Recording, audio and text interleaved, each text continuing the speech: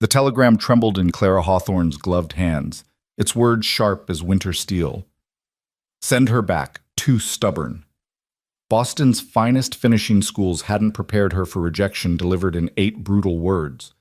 But as the Wyoming wind howled through the train station's cracked windows, something fierce ignited in her chest. Not shame, but defiance. She'd crossed half a continent to escape suffocation, and she'd be damned before crawling home defeated. Stay with me until the end, and comment your city below so I can see how far this story travels. Because what happened next changed everything. The Greystone Station matchmaking office smelled of old paper and dashed hopes. Clara sat rigid in a ladder-back chair, her spine refusing to touch the wood, while Mrs. Abigail Fletcher, the territory's most notorious marriage broker, shuffled through a diminishing stack of letters with the enthusiasm of an undertaker sorting coffin sizes. "Well," Mrs. Fletcher said, her voice carrying the particular satisfaction of someone proven right, "I did warn you Mr. Henderson preferred a quieter disposition." Clara's jaw tightened. Quieter. The word men used when they meant invisible, when they wanted a woman who'd nod and smile while they made every decision from breakfast menus to life's entire direction. She'd watched her mother perfect that particular disappearing act for 27 years, shrinking herself smaller and smaller until Boston's proper society barely noticed when she finally faded away completely. "He sent me back like defective merchandise," Clara said, each word precise as a scalpel cut. 3 days. I lasted 3 days before he decided my opinions on irrigation systems were too forward. Mrs. Fletcher's eyebrows climbed toward her steel-gray hairline. "You discussed irrigation? With your intended?" His plans would have wasted half the water. I merely suggested. Mrs. Fletcher removed her spectacles, polishing them with the slow deliberation of someone gathering patience. "Miss Hawthorne, you've been in Wyoming territory for 1 week. Mr. Henderson has ranched this land for 15 years. Perhaps, and I'm speaking from 3 decades of successful matches, perhaps a bit of feminine deference would have saved me from myself." Clara stood, her traveling dress's bustle swishing with the sharp finality of a closing door. "I didn't cross 1,800 miles to become a decorative silence. If that's what Western men want, they should advertise for porcelain dolls, not mail-order brides." Through the office's frosted window, Greystone's main street stretched like a promise half-kept. False-fronted buildings huddled against the endless Wyoming wind, their weathered wood the color of old bones. Mud churned where the January thaw had begun its tentative work. This wasn't Boston's cobblestones and gas lamps, its suffocating parlors where women spoke in whispers and died by inches. This was raw, honest, brutal in its refusal to pretend, and Clara had exactly $17.32 to her name. "I understand you're disappointed," Mrs. Fletcher said, her tone gentling slightly. "But you must understand there aren't unlimited options. The men who send for brides are often particular, set in their ways. They want helpmates, not equals." "I was going to say complications." Mrs. Fletcher settled back into her chair, the wood creaking under her considerable frame. "Let me speak plainly, since you seem to prefer it. You're educated, well-spoken. You have opinions on everything from water management to women's suffrage. Yes, I heard about your conversation at the boarding house. These aren't necessarily virtues in a frontier wife." Clara moved to the window, pressing her palm against the cold glass.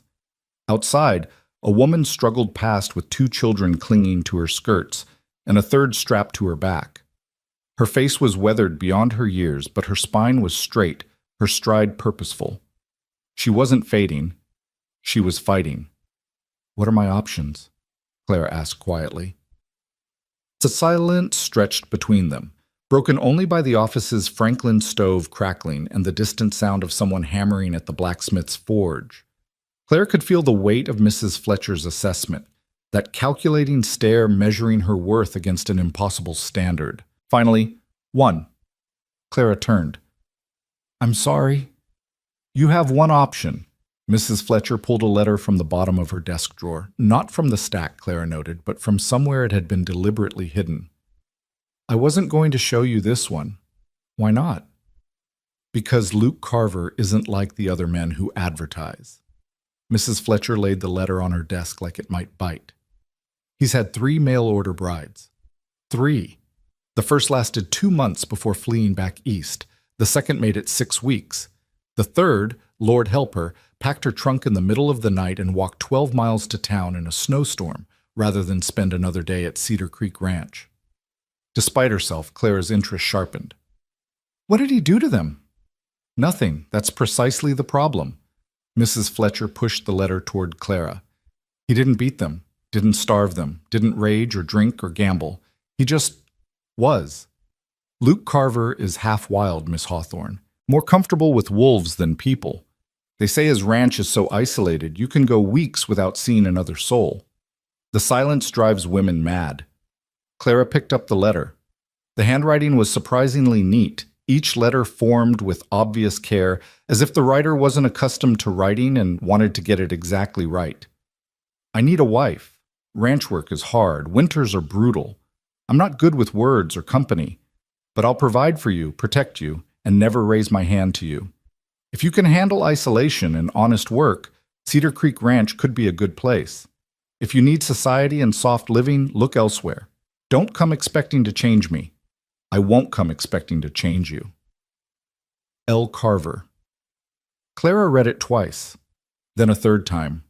There was something in the blunt words, the absolute lack of poetry or persuasion, that resonated like a tuning fork against her ribs. He sounds lonely, she said. He's impossible. Mrs. Fletcher leaned forward. The other women called him the wolf, said he'd go days without speaking more than necessary, that he'd vanish into the mountains for supplies and leave them alone with nothing but wind and wolves for company. They said it felt like living with a ghost. Or living with someone who doesn't pretend. Mrs. Fletcher blinked. I beg your pardon? Clara set the letter down carefully.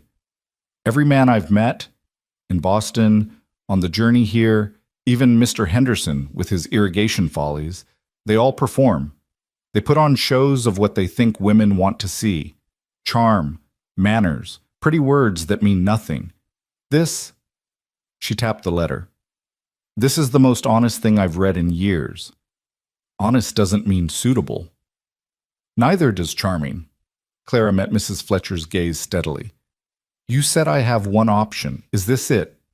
Technically, you have 2. You could return to Boston. No. The word came out harder than Clara intended, sharp enough that Mrs. Fletcher's expression flickered with something that might have been understanding. For a moment, the marriage broker looked less like a stern gatekeeper and more like a woman who'd once made her own difficult choices. Your family? Mrs. Fletcher asked quietly. Clara's fingers found the mourning brooch pinned at her collar. Her mother's, the only thing she'd taken from that suffocating brownstone where her father's disappointment had hung like coal smoke. My mother died teaching me what happens when you spend your whole life being what others need. My father died angry that I refused to learn the lesson. There's nothing for me there except becoming exactly what killed her. The office fell silent again. Outside, the hammering stopped. A dog barked. Someone laughed, a sound bright and free and utterly out of place in Clara's churning thoughts. Cedar Creek Ranch is 40 miles from here, Mrs. Fletcher finally said. The nearest neighbor is 8 miles away. Luke Carver comes to town 4, maybe 5 times a year. He's not cruel, but he's not soft. If you need reassurance or romance or... I need a place I can breathe, Clara interrupted. I need work that matters. I need to be useful instead of ornamental. She picked up the letter again, her thumb brushing over the careful handwriting. If this man wants honesty, I can give him that. If he needs someone who won't shatter from isolation, I've been alone in crowded rooms my entire life. Real isolation might be refreshing. Mrs. Fletcher studied her for a long moment, and Clara forced herself to remain still under that assessment. She knew what the older woman saw. A slender figure in a fashionable traveling dress that was already showing road wear, dark hair pinned in Boston style, hands that had never done ranch work, eyes that held either determination or delusion, depending on your perspective. He won't change, Mrs. Fletcher warned. The others tried. They tried to make him talk more, socialize more, be more. It never works. Luke Carver is exactly what that letter says.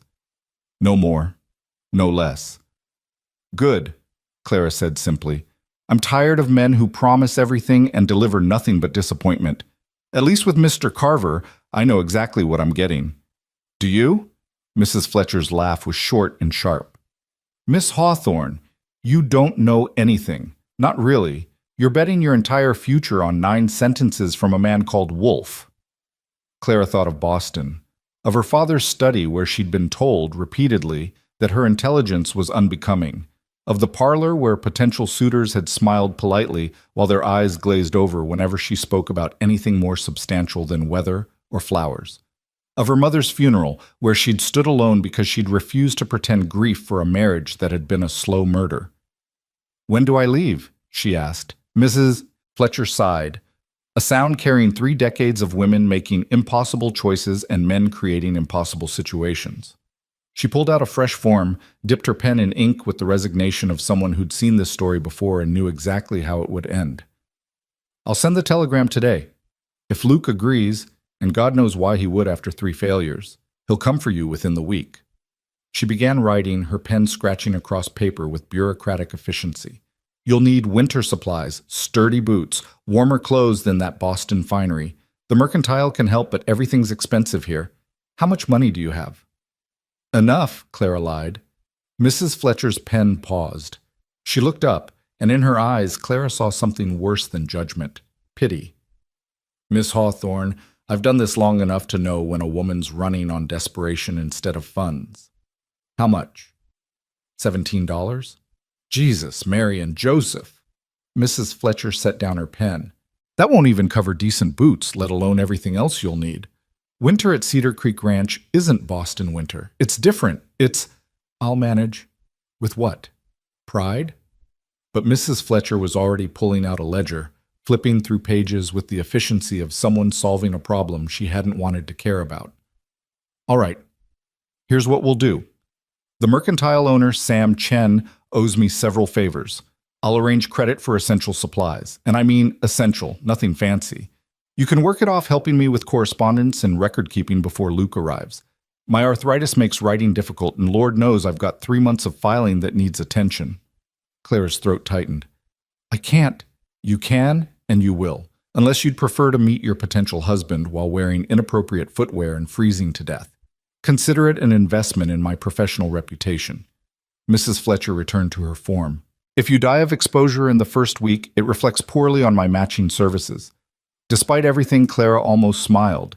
That's very practical of you. I'm a practical woman, Miss Hawthorne.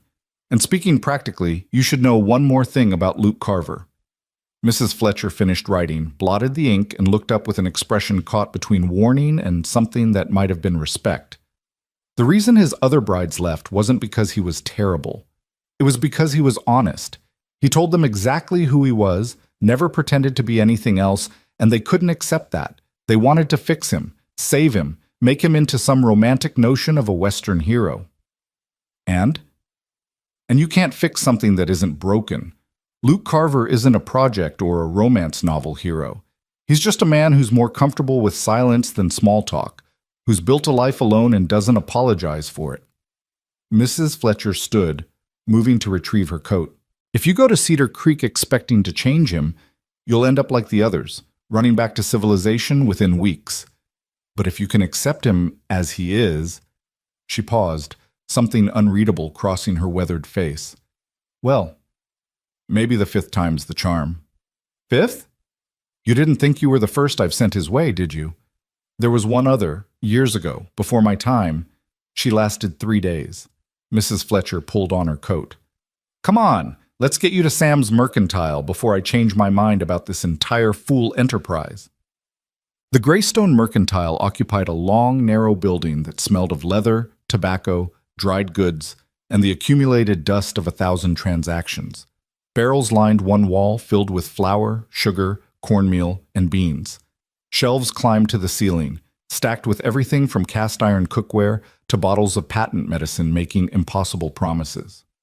Sam Chen stood behind the counter, a compact man in his 50s with graying hair and eyes that assessed Clara with the same calculating precision he probably applied to weighing out nails. Another one, Abigail, he said without preamble. For Carver? Unless you'd prefer she freeze to death and haunt your establishment. Mrs. Fletcher pulled off her gloves. She needs outfitting. Properly. I'm vouching for the cost. Sam's eyebrows rose. You're vouching? For Cedar Creek Ranch? I'm getting soft in my old age. Blame the winter. Mrs. Fletcher turned to Clara. Show him your feet. Clara blinked. I'm sorry? Your feet. Those ridiculous Boston shoes. Show him. Cheeks burning, Clara lifted her skirt hem slightly, revealing the kid leather boots that had seemed so practical in Massachusetts and now looked absurdly delicate against Wyoming's mud-churned floorboards. Sam whistled low. Those won't last a week. Sarah, he called toward the back room. Need your expertise. A woman emerged from behind a curtain, tall, with black hair braided down her back and features that suggested Chinese, Mexican, and something else blended together. She took one look at Clara's boots and laughed. Boston, she asked. Is it that obvious? Only to anyone with eyes. Sarah Chen moved with the casual grace of someone completely comfortable in her own skin. She circled Clara once, her assessment professional and utterly without judgment. 5'4", small frame but good posture. Hands say you haven't done hard labor, but fingers say you're not afraid of work. Ink stains, needle pricks. Seamstress? Writer? Both, Clara admitted. I kept household accounts and did mending to earn my passage west. Smart, Sarah nodded approval. You'll need that. Come with me. For the next 2 hours, Clara was measured, assessed, and outfitted with an efficiency that left her head spinning. Sarah pulled items from shelves and storage with the confidence of someone who'd done this before, who understood exactly what kept a woman alive through a Wyoming winter at an isolated ranch. Boots first, Sarah declared, kneeling before Clara with several pairs.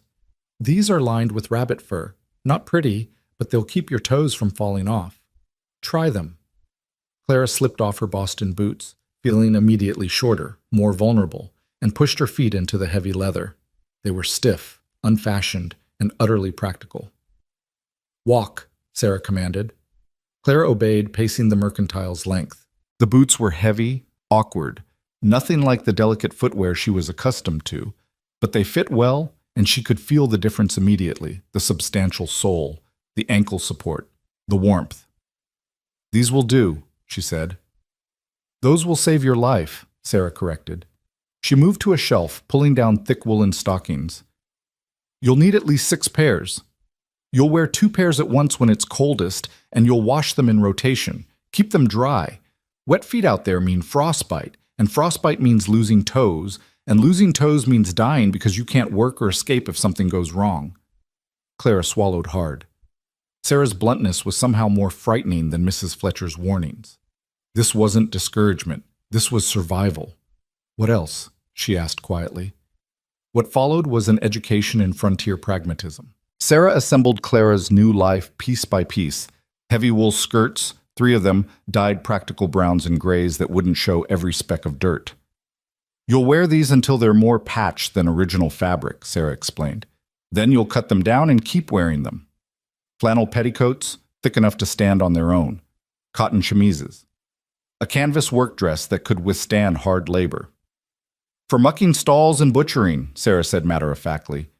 Don't wear anything you care about for those jobs. A heavy wool coat with a hood lined in sheepskin. Leather gloves. A shawl thick enough to double as a blanket. A knit cap that pulled down over Clara's ears, making her look, she suspected, utterly ridiculous. You'll thank me when the temperature drops below 0, Sarah said, catching Clara's expression. Pride doesn't keep you warm. Then came the practical supplies. A sewing kit with extra needles and sturdy thread. A bar of lye soap. A hairbrush. A tin cup. A pocket knife that Sarah pressed into Clara's palm with unusual gravity. Keep this with you always, Sarah said. Not for protection. Carver has guns for that. But you'll use it every day for 1,000 tasks. Opening packages, cutting rope, cleaning under your nails, trimming candles. Don't lose it.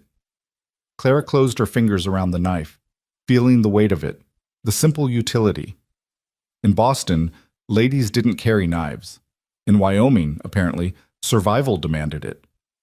How much? She asked, though she already knew the answer would exceed her meager funds. Sam Chen consulted his ledger, his pen scratching as he tallied. The sound seemed to go on forever. Finally, $43.70. Clara's heart sank, more than twice what she possessed. I'll add it to Abigail's account, Sam interrupted. You can work it off with her. But Miss Hawthorne? He looked up, his expression serious. The women who make it out there aren't the ones who go looking for romance or rescue. They're the ones who understand that survival is the only story that matters. If you're going to Cedar Creek expecting anything else, you'd better speak up now. I'm not expecting anything, Clara said truthfully. Expectations have only ever disappointed me. Sarah laughed, a sharp, approving sound. You might actually make it, Boston. You've got that look. What look?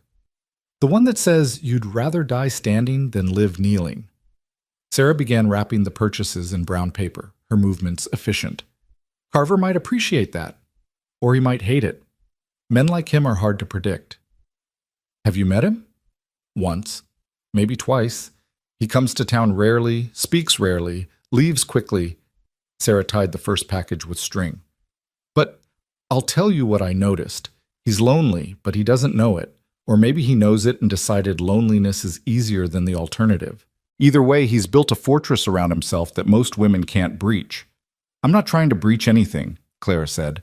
I just need a place to be useful. Sam and Sarah exchanged glances, some wordless communication passing between them. Then Sam nodded slowly. That might be exactly what he needs, he said. Someone who wants to work alongside him instead of fixing him.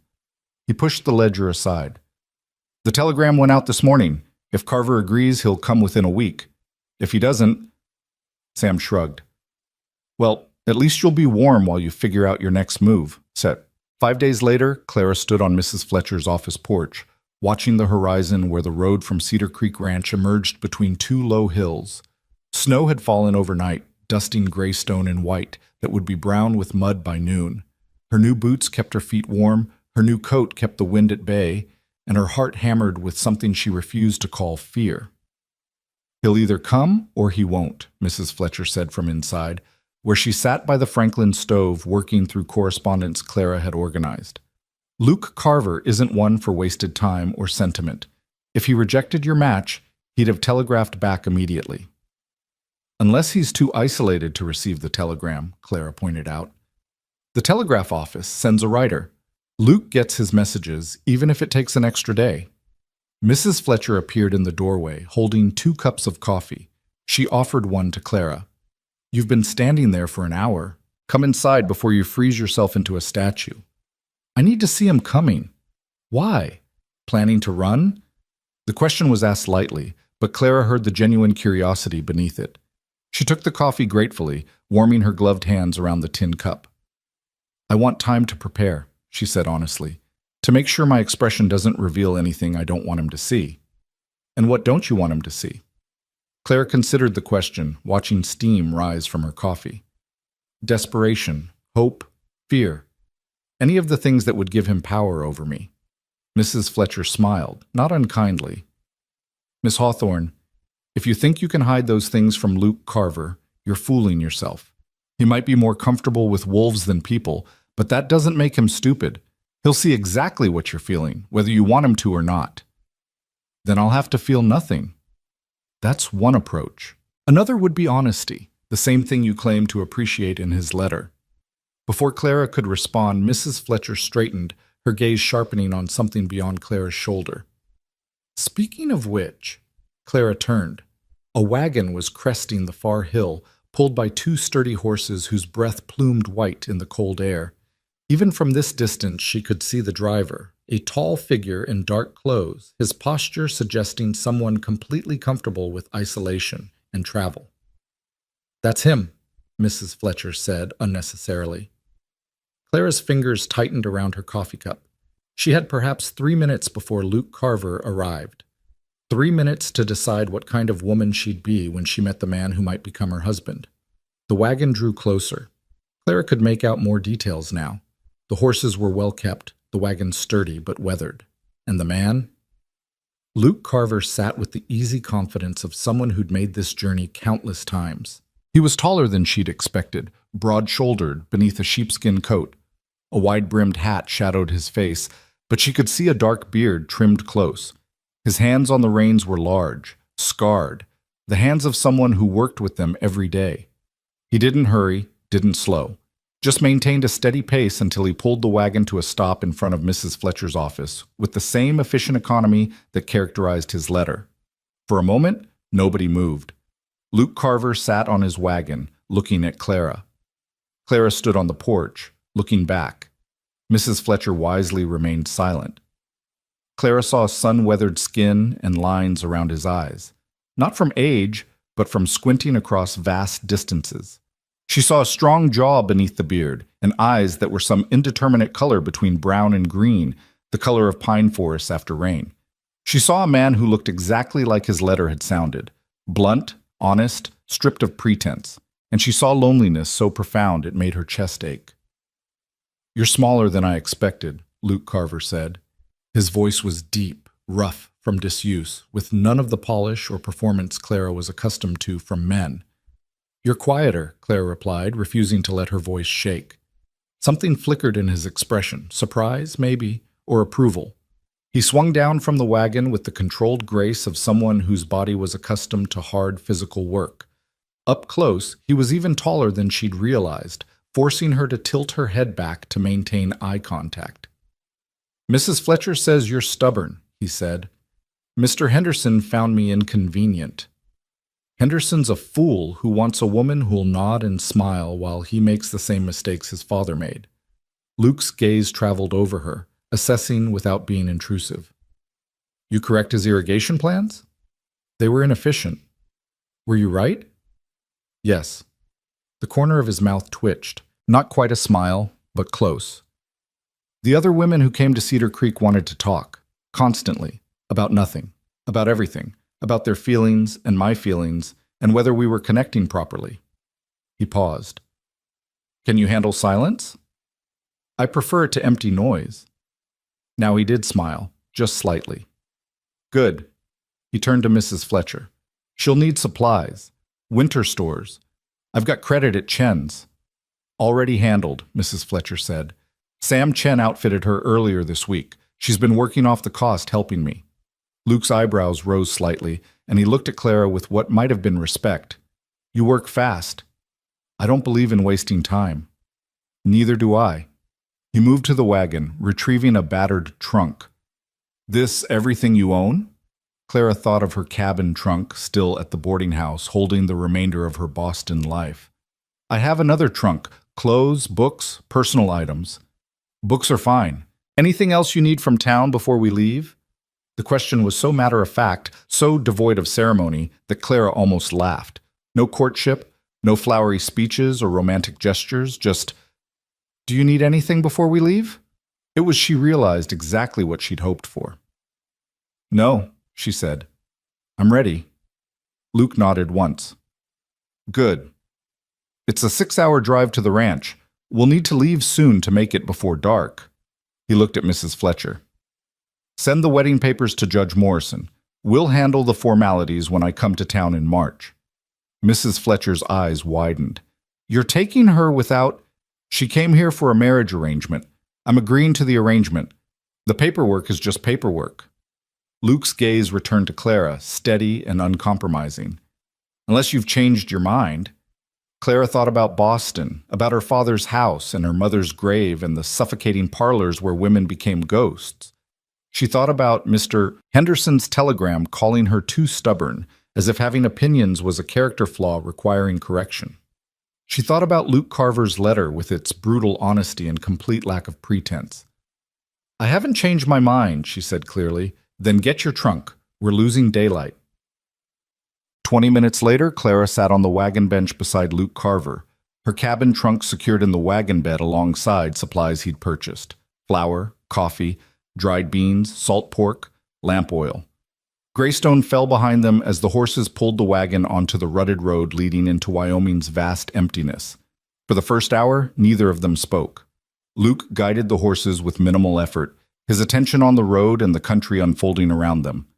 Clara watched the landscape transform, the scattered buildings of town giving way to rolling prairie, then to rougher country where rock formations jutted like broken teeth and pine forests climbed distant mountains.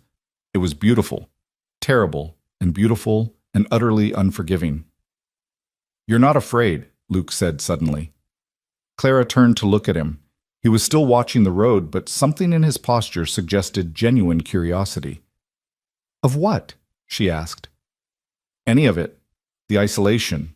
Me. The 6-hour journey with a stranger. He glanced at her briefly. The others were afraid from the start. Tried to hide it, but I could see. You're not hiding anything. Would it matter if I was afraid? No. But I'd know you were lying. He returned his attention to the horses. I don't tolerate lying. Say what you mean, or say nothing. Fair enough. Clara pulled her coat tighter as the wind picked up. Then I'll tell you the truth. I'm terrified. Not of you, but of failing. Again. I'm terrified that I'll prove everyone right. That I'm too stubborn, or too opinionated, or too something to make this work. But being terrified has never stopped me before, and it won't stop me now. Luke was quiet for so long that Clara wondered if she'd said too much, revealed too much. Then, good, he said simply. Because Cedar Creek Ranch will test you. The isolation tests everyone. The silence, the winters, the work. If you're already looking for reasons to fail, you will. But if you're determined to make it work, he shrugged. Maybe you will. That's not very encouraging. I'm not very encouraging. I told you, I'm not good with words or people. I can teach you ranch work. I can keep you safe and fed and warm, but I can't give you comfort or conversation or whatever it is women usually need from husbands. If that's what you're expecting, I'm not expecting anything, Clara interrupted. You said so yourself in your letter. Don't expect to change me, and you won't expect to change me. I'm holding you to that. Another of those almost smiles. All right then, we understand each other. They traveled on as the sun climbed higher, burning off the morning snow until the ground showed through in patches of brown and gray. The road deteriorated from rough to barely existent, marked more by wagon ruts and scattered stones than any deliberate construction. Around midday, Luke pulled the wagon to a stop beside a frozen creek. Rest the horses, he said, climbing down. There's dried meat and hardtack in the supply box if you're hungry. Clara clambered down less gracefully, her legs stiff from hours of sitting. Luke was already tending to the horses, checking their hooves and offering them water from a bucket he'd filled by breaking the ice on the creek's surface. She watched him work. Economical movements, quiet efficiency, the kind of competence that came from years of practice. He murmured something to one of the horses, too low for Clara to hear, and the animal nickered softly in response. You're gentler with them than you are with people, Clara observed. Luke straightened, giving her a level look. Horses don't expect things I can't give. What do people expect that you can't give? He was quiet for a moment, his hands resting on the horse's neck. When he spoke, his voice was carefully neutral. Comfort. Companionship. The ability to talk about nothing just to fill silence. Romance. He practically spat the last word. The first wife who came to Cedar Creek brought books about romance, stories where men swept women off their feet with pretty words and grand gestures. She kept reading passages aloud, asking if I thought they were beautiful. What did you say? That they were words, just words, meaningless if they weren't backed by action. Luke returned to checking the horse's harness. She left 3 days later, said I had no soul. Clara retrieved the dried meat and hardtack, bringing portions to Luke before settling on a flat rock to eat. The food was tough and bland, but it was fuel, and she was learning to think of food that way, not as pleasure, but as necessity. Maybe you didn't, she said thoughtfully. Have no soul, I mean. Maybe you just had a different kind, one that shows itself in actions instead of poetry. Luke looked at her then, really looked at her, and Clara saw something shift in his expression. A crack in that carefully maintained wall. Most people don't see it that way, he said quietly. Most people are fools. This time he laughed, a rusty sound, as if it had been years since he'd used it. You might be right about that. He finished with the horses and came to sit on a boulder near her rock, maintaining a careful distance but no longer completely isolating himself. Why'd you come west? Real reason, not the one you tell Mrs. Fletcher. Clara chewed her hardtack slowly, considering how honest to be. Then she remembered his rule. Say what you mean, or say nothing. My mother spent her entire life becoming smaller, she said. My father wanted a wife who reflected his status, who never contradicted him, who existed to make him comfortable. She did exactly that, folded herself into smaller and smaller pieces until there was nothing left.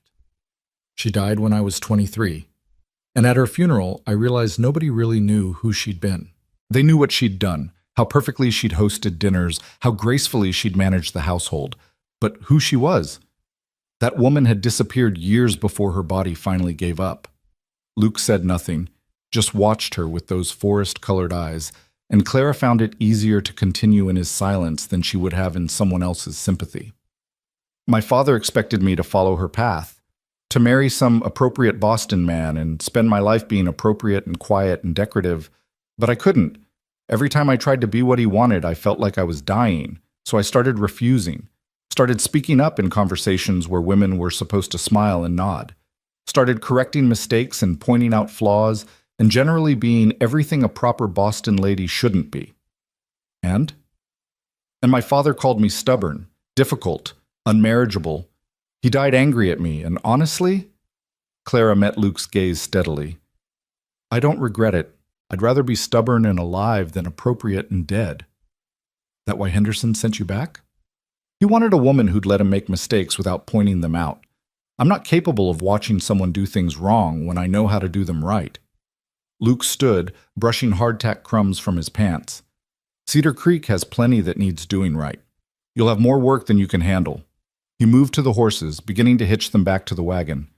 But I need to know, are you looking for a marriage, or are you looking for an escape? The question struck harder than Clara expected.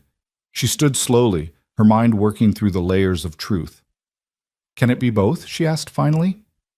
Depends. Luke tightened a strap, his movement sure. If you're escaping one prison just to build another, you'll end up resenting Cedar Creek the way you resented Boston. But if you're escaping toward something, he paused, seeming to struggle for words. If you're escaping toward the person you actually are, instead of the person others wanted you to be, then maybe it can work. Clara climbed back onto the wagon bench, settling herself against the cold wood. And what about you? Are you looking for a wife, or are you looking for something else? Luke swung up beside her, taking the reins. For a long moment, he didn't answer, just urged the horses forward. The wagon lurched into motion, wheels finding the rutted road. Finally, I'm looking for someone who won't leave when they discover who I actually am. The honesty of it, the raw, unguarded honesty, made Clara's throat tight. Then I suppose we're both looking for the same thing. Suppose we are. They traveled on into the afternoon, and gradually, tentatively, conversation sprouted between them. Not constant or comfortable, but real. Luke talked about the ranch, 200 acres of high country, cattle, and horses. A cabin he'd built himself 5 years ago when he'd finally saved enough to buy the land. He talked about the work, dawn rising to tend stock, mending fences, hauling water, preparing for winters that could trap you for weeks. Clara listened and asked questions, not to make conversation, but because she genuinely wanted to know. How many cattle? What breed? How did you keep them fed through winter? What happened if you got sick with no one around to help?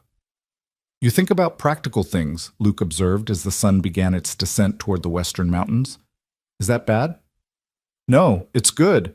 The others asked about social calls and church services and whether I'd take them to dances in town. He shook his head. Out here, surviving matters more than socializing. I'd rather survive than dance. We're going to get along fine then. The landscape grew rougher as they climbed into higher country. Pine forests closed in on either side, their branches heavy with snow that the sun hadn't reached. The road became less a road and more a suggestion carved through wilderness. Several times Luke had to guide the horses carefully around deadfall or frozen washouts. We're close, he said as the sun touched the mountains. Another mile. Clara's heart kicked against her ribs. Another mile. And then what? She'd be at Cedar Creek Ranch with a man she'd known for less than a day, bound by an agreement that was almost but not quite marriage, in isolation so complete that her nearest neighbor was 8 miles away. What do the other ranch wives do? She asked, more to fill silence than from genuine curiosity. There are no other ranch wives. Not close by. Luke kept his eyes on the darkening road. The nearest place is the Henderson spread, and you know how that turned out. After that, it's 12 miles to the Zimmerman place. They're an older couple who mostly keep to themselves. Then nothing until you get back toward town. So I really will be alone. You'll be with me. Clara almost laughed at the distinction. Is that the same thing? Luke's hands tightened on the reins. Might be. I'm not good company, Clara. I won't fill your days with conversation. I won't always remember to ask how you're feeling or whether you need anything. I'll work from dawn to dusk and sometimes longer, and there will be days, maybe weeks, where we barely speak except about practical matters. But I'll never lie to you. I'll never pretend to be something I'm not. I'll teach you everything I know about surviving out here, and I'll never make you smaller to make myself bigger. He glanced at her briefly. If that's enough, we'll be fine. If it's not, it's enough, Clara said firmly. I've had enough pretty words and empty promises to last a lifetime. I'd rather have honest silence. Good, because there. He pointed ahead where the trees opened into a small valley. In the fading light, Clara could just make out shapes. A cabin, outbuildings, fenced corrals. Smoke rose from the cabin's chimney. Luke must have banked the fire before leaving, ensuring warmth upon his return. Cedar Creek Ranch, her new home. As they descended into the valley, details emerged. The cabin was larger than she'd expected, built from thick logs with a shake roof. A barn stood behind it, solid and weatherproof. Corrals stretched beyond that, currently empty. Everything was neat, maintained, the work of someone who took pride in keeping things functional. Luke pulled the wagon to a stop in front of the cabin. For a moment, neither moved. Clara stared at the structure that would define her life and felt the weight of every choice that had brought her here settle onto her shoulders. Last chance, Luke said quietly. If you want to change your mind, I'll take you back to town tomorrow. No judgment, no questions. Clara climbed down from the wagon, her new boots finding purchase in the packed snow. She looked at the cabin, at the valley surrounding it, at the vast emptiness stretching in every direction. She thought of Boston, of her mother's grave and her father's disappointment, of Mr. Henderson's telegram and every person who'd ever called her too much or too stubborn or too difficult. She thought of Luke Carver's letter, with its brutal honesty and lack of pretense. I'm not changing my mind, she said. Luke nodded once, then swung down from the wagon. He grabbed her trunk and started toward the cabin. Then welcome to Cedar Creek, Clara. Hope you meant what you said about honest silence. Clara followed him through the door, into the warm darkness, into her new life. And for the first time in years, she felt like she could finally breathe. The cabin's interior smelled of wood smoke and coffee, and something indefinably masculine, leather and work and solitude. Clara stood just inside the doorway, her eyes adjusting to the lamplight Luke had just kindled. The space was larger than it appeared from outside. One main room with a sleeping loft visible above. A stone fireplace dominated one wall, its banked coals already beginning to flare back to life as Luke added fresh wood. A sturdy table with 2 chairs occupied the center of the room. Shelves lined another wall, holding supplies and a surprising number of books. A cast-iron stove stood in the corner, practical and well-maintained. Everything was clean, sparse, but clean. The floor had been swept recently, the dishes stacked neatly on a shelf beside the dry sink. This wasn't the chaos of a man who'd given up on civilization. It was the careful order of someone who understood that survival depended on organization. Loft's yours, Luke said, carrying her trunk toward a ladder built into the wall. I'll sleep down here by the fire. More practical for tending it through the night. Clara watched him climb the ladder with her trunk balanced on one shoulder, his movements easy despite the burden. The loft was a mystery above. She couldn't see what waited up there, but she trusted it would be as practical and clean as everything else. There's fresh water in the bucket, Luke continued, descending the ladder. Privy's out back, 30 feet from the cabin. Take a lantern after dark. We've got wolves, and they're curious about new scents. They won't hurt you if you're careful, but don't surprise them. Wolves. Clara added that to the growing list of things that would have terrified her Boston self and somehow didn't frighten her now. Perhaps because Luke spoke of them matter-of-factly, as simply another fact of life at Cedar Creek, like the weather or the work schedule. What else should I know, she asked. Luke moved to the stove, checking the fire there as well. Cattle are in the near pasture. You'll see them tomorrow. Horses in the barn. We've got 4. The 2 that pulled the wagon, plus a mare and a gelding I use for riding fence lines. You ride? I took lessons in Boston, park riding. Not the same as ranch riding, but it's a start. He straightened, finally looking at her directly. In the lamplight, his face was all plains and shadows, the lines around his eyes deeper than she'd noticed outside. You must be hungry. Real food, not trail rations. I can cook, Clara offered. Not tonight. You've traveled all day. Luke moved to the shelves, pulling down supplies with the efficiency of someone who'd cooked alone for years. Sit, I'll make something quick. Clara wanted to argue. She'd come here to be useful, not to be waited on. But something in Luke's posture suggested this wasn't negotiable. This was his space, his routine, and he needed to maintain some control over it. So she sat at the table, removing her coat and gloves, and watched him work. He moved through the cabin like water finding its course, every motion practiced and economical. Bread from a covered tin, butter from a crock kept cool near the door, dried meat sliced thin, a pot of beans that must have been simmering before he left for town, kept warm at the stove's edge. You cooked before you left, Clara observed. How did you know I'd agree to come? Didn't, but I'd need to eat either way. Luke ladled beans into 2 bowls, added bread and meat to 2 plates. If you'd refused, I'd have had leftovers for the week. He set the food on the table and took the chair opposite hers. For a moment, they just sat there, looking at the simple meal between them. Clara realized this was the first time she'd eaten at a table with a man who wasn't performing. Her father had always used mealtimes for lectures. Mr. Henderson had filled every silence with opinions about his own brilliance, but Luke just picked up his spoon and began eating, content to let the quiet settle around them like snow. Clara followed his example. The beans were surprisingly good, seasoned with salt pork and something else, maybe wild onions. The bread was dense and filling, clearly homemade.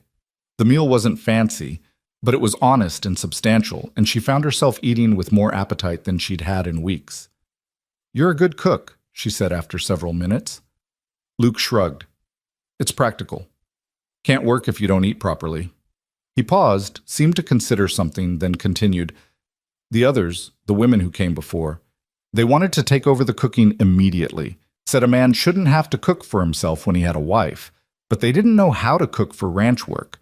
They made fancy things, delicate things, food that might impress at a dinner party, but didn't stick to your ribs through 12 hours of hard labor. Did you tell them? Tried. They took it as criticism. He mopped up bean juice with his bread. Eventually stopped trying to explain and just went back to cooking for myself. They'd eat what I made or they wouldn't, didn't matter to me. Clara set down her spoon. Luke, I need to understand something. You said you need a wife, but it sounds like you've gotten along fine alone. Why keep trying? He was quiet for a long time, his gaze fixed on his bowl. Outside, the wind had picked up, whistling through the trees surrounding the cabin. Clara waited, learning already that Luke's silences weren't empty. They were full of thoughts he was carefully sorting before speaking. Loneliness is different than solitude, he finally said. I chose solitude. Chose this life away from towns and crowds and constant noise. But loneliness... He looked up, and Clara saw something raw in his expression. Loneliness creeps in whether you choose it or not. It's waking up knowing you'll speak to no one all day. It's having a thought and realizing there's no one to share it with. It's wondering if you died tomorrow. How long before anyone noticed? The honesty of it struck Clara like a physical blow. This was what Boston's poets tried to capture with their flowery language and never quite managed, the simple, devastating truth of human need. I don't expect romance, Luke continued, or even friendship, really, but I hoped, having another person here might make the silence less heavy, might give the work more meaning than just surviving until the next season. He pushed his empty bowl away. But the women who came wanted me to be different, wanted me to fill their loneliness while ignoring mine. So they left, and I'm still here, and the silence is still heavy. Clara reached across the table, not quite touching his hand, but close enough that he could feel her presence. I'm not here to fix you or change you. I'm here because I understand that kind of loneliness. The kind where you're surrounded by people but still completely alone because none of them see who you actually are. Luke's eyes met hers, and something passed between them, not romance, but recognition. Two people who'd been fundamentally misunderstood, finding someone who might finally understand. Then maybe this will work, he said quietly. Maybe it will. They finished their meal in a silence that felt less empty than it had before. Luke cleared the dishes, refusing Clara's offer to help with the same quiet insistence he'd shown earlier. She watched him work, noting how he washed each dish thoroughly and stacked them precisely on their shelf. This wasn't a man who did things carelessly. "I'll show you around properly tomorrow," Luke said, banking the fire in the stove. "Tonight you should rest. Travel takes it out of you, even if you don't feel it yet." Clara stood, suddenly aware of how exhausted she was.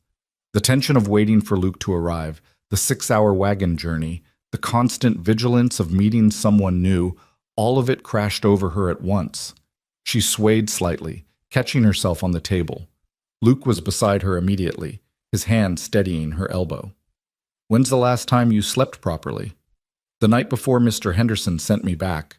Clara managed a tired smile. "I've been too anxious to sleep well since then." "That was 5 days ago." His voice carried a note of disapproval. "You can't work on no sleep." "I'll sleep tonight."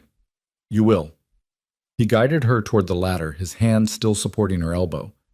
"There's extra blankets in the loft if you need them. Nights get cold up there until the cabin warms through."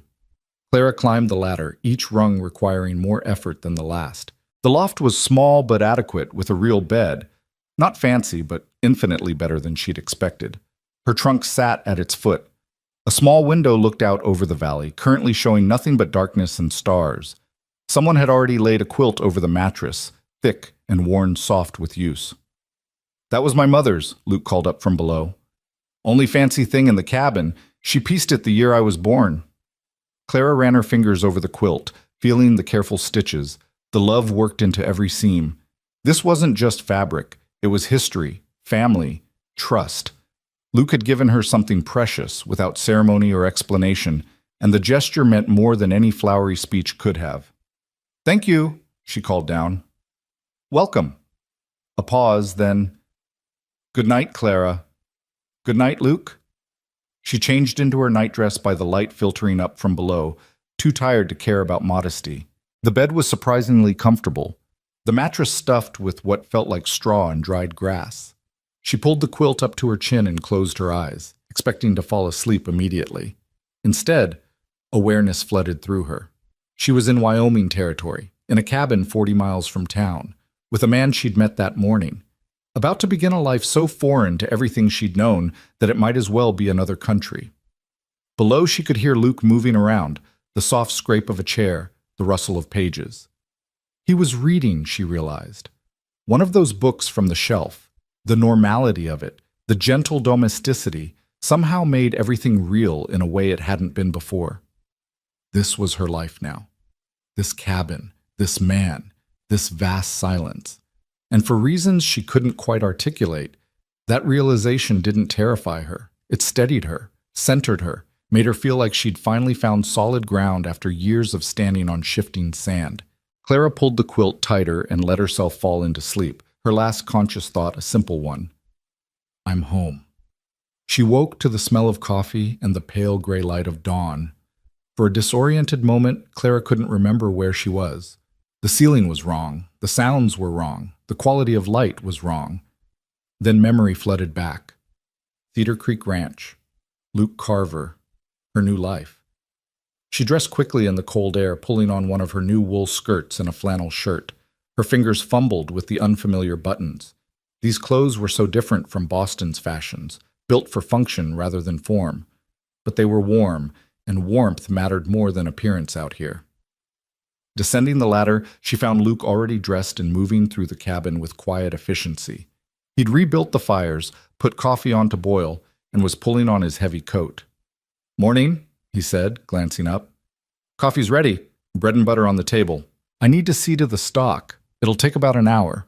After that, I'll show you around." "I can help with the stock." Luke paused, his hand on the door latch.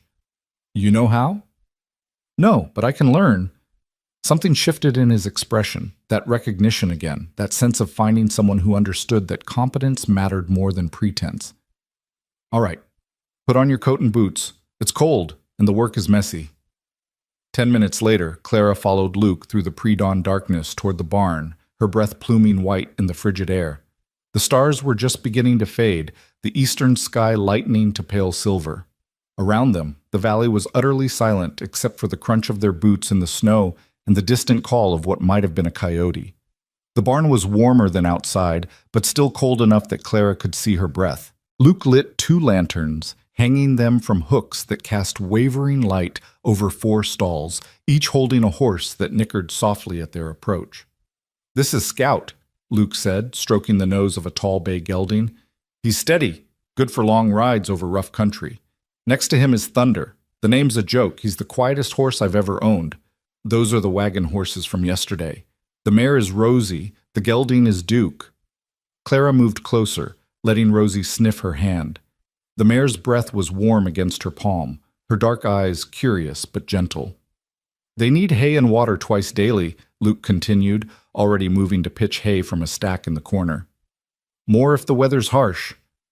Watch their hooves for ice buildup. It'll make them lame if you're not careful. And check under their blankets for rub marks. Cold weather means they're blanketed most of the time, but the blankets can chafe if they don't fit properly." He worked as he talked, demonstrating each task with practiced ease. Clara watched carefully, committing every detail to memory: how much hay to give, how to break the ice in the water trough, how to check a hoof without startling the horse. Luke's teaching style matched his personality: concise, practical, assuming she could understand without excessive explanation. "Your turn," he said, handing her the pitchfork. Clara took it, testing the weight. It was heavier than she'd expected, the handle rough against her gloved palms. She moved to the haystack and tried to replicate Luke's efficient motion: drive the fork in, lift, carry to the stall, deposit into the feeder. The first forkful was manageable. The second made her arms tremble. By the third, she understood why Luke's shoulders were so broad. This was brutal work, repeated day after day, season after season. "Smaller loads," Luke advised, not unkindly. "You'll build strength, but start with what you can manage. Better to take 10 trips than to hurt yourself trying to match what I can lift." Clara adjusted, taking smaller amounts. It took her 3 times as long to finish feeding the horses, but she did finish, her arms burning with effort and her breath coming hard. Luke said nothing, just watched her work and nodded approval when she was done. "Cattle next," he said. The cattle were in a pasture visible from the cabin, about 20 head clustered near a feeding station Luke had set up. They were stocky animals, shaggier than Clara had expected, their breath creating a collective cloud in the cold air. "Herefords," Luke explained, climbing over the fence with a bag of feed. "Hardy breed, good for this climate. They can handle cold that would kill fancier cattle, and they're smart enough to dig through snow for grass when they need to." Clara watched as he distributed the feed, the cattle pressing close with rumbling complaints about breakfast being late. They were larger up close than they'd seemed from a distance, their eyes liquid and surprisingly intelligent. "Can I touch one?" she asked. "That old girl on the end. She's gentle. Just move slow and keep your voice quiet." Clara approached carefully, extending her hand the way she had with the horses. The cow regarded her with mild interest, then allowed Clara to stroke her broad forehead. The hair was coarse, warm, despite the cold, and the animal's size was both intimidating and oddly comforting. "She likes you," Luke observed. "Animals know when someone's afraid or aggressive. You're neither." "Should I be?" "Afraid? No. Respectful? Always. Cattle are usually docile, but they're big and they can hurt you if you're careless." He finished distributing feed and climbed back over the fence. "Come on, chickens are next, then I'll make breakfast." The chicken coop was a small structure behind the barn, surprisingly well built with nest boxes and perches. Inside, a dozen hens clucked irritably at the intrusion, clearly displeased that breakfast was being delayed by conversation. "Gather the eggs," Luke said, handing Clara a basket. "Watch out for Gertrude, the red hen in the back. She's territorial about her nest, and she will peck you." Clara moved carefully among the hens, sliding her hands beneath warm, feathered bodies to retrieve eggs. Most of the hens tolerated this indignity with resigned clucks, but Gertrude, true to Luke's warning, made her displeasure known with a sharp peck to Clara's wrist. "Damn," Clara muttered, pulling back her hand. "Told you," Luke said, though she could hear amusement in his voice. "Gertrude rules the coop, even I give her space." By the time they returned to the cabin, the sun had fully risen, painting the valley in shades of gold and silver. Clara's arms ached, her wrist throbbed where Gertrude had pecked her, and she was colder than she'd ever been in her life. But she also felt more alive than she had in years. "You did well," Luke said as they stamped snow from their boots on the porch. "Most people struggle more their first time. I'm stronger than I look. I'm starting to see that." Inside, Luke cooked breakfast while Clara warmed her hands by the fire. He made it look effortless. Bacon in a cast-iron skillet, eggs cracked with one hand, bread toasted on the stovetop. The domestic competence should have looked strange on such a physically imposing man, but instead it seemed natural, just another skill required for survival. They ate together at the table, the morning light streaming through the cabin's small windows. Clara's body was already starting to stiffen from the unfamiliar work, and she knew tomorrow would be worse. But there was satisfaction in the ache, proof that she'd done something real and necessary. "Tell me about the ranch," she said, soaking up bacon grease with her bread. "How did you end up here?" Luke was quiet for a moment, his coffee cup cradled in both hands. "Grew up in Missouri. My father worked for other men's ranches his whole life. Never had anything of his own. Died young from it, just worn out. I decided I'd rather own 5 acres than work 50 for someone else." He stared into his coffee. "Saved for 15 years, worked every job I could find, spent almost nothing. Came to Wyoming Territory in '70 because land was cheap and the cattle industry was growing. Built this cabin myself, bought my first cattle with the last of my savings. And the wives? How did that start? First year was fine. I was too busy to be lonely, but the second winter," he trailed off, his jaw working. "The second winter I realized I was talking to the horses because I needed to hear a voice, even if it was my own. Realized I'd gone 2 months without seeing another person. That's when I understood solitude and loneliness weren't the same thing. So you advertised for a wife." Mrs. Fletcher suggested it. She'd had success matching men and women who wanted practical arrangements rather than romance. Luke set down his cup. "The first woman lasted 2 months. Like I said, she wanted me to be someone I wasn't. More talkative, more social, more interested in her feelings than the cattle. The second one came with ideas about civilizing me. Wanted me to shave the beard, wear better clothes, attend church in town every Sunday. And the third lasted 6 weeks. Left in the middle of the night during a snowstorm. Said the silence was suffocating her, that living with me was like living with a ghost." His voice was flat, carefully emptied of emotion, but Clara could hear the hurt beneath it. She might have been right about that. Clara reached across the table, this time deliberately covering his hand with hers. His skin was rough, scarred, warm. "She was wrong. You're not a ghost. You're just someone who's more comfortable with honest silence than empty words." Luke's fingers curled slightly around hers, a gesture so tentative it made her chest ache. "How long do you think you'll last?" The question should have offended her. Instead, Clara understood it for what it was. Not a challenge, but a genuine question from someone who'd been left too many times to believe in permanence. "I'll last as long as you'll have me," she said simply. "I meant what I said yesterday. I'm not looking for romance or rescue. I'm looking for a place I can be useful and honest and fully myself. If Cedar Creek Ranch can be that place, then I'm not going anywhere. And if it can't, then we'll figure that out together." Clara squeezed his hand before pulling back. "But I'm not running at the first sign of difficulty, Luke. I crossed half a continent to escape people who wanted me to be smaller. I'm not about to give up the first place that might let me be bigger." Something in Luke's expression eased, the tension he'd been carrying since yesterday softening slightly. "All right then. Let's see if we can make this work." He stood collecting their empty plates. "I need to ride the fence line today, checking for damage from the last storm. You can come with me or stay here. Your choice." Clara didn't hesitate. "I'll come." An hour later, Clara sat astride Rosie, the mare moving with a gentle gait that made park riding seem laughably tame. Luke rode Thunder beside her, His posture relaxed despite the rough terrain.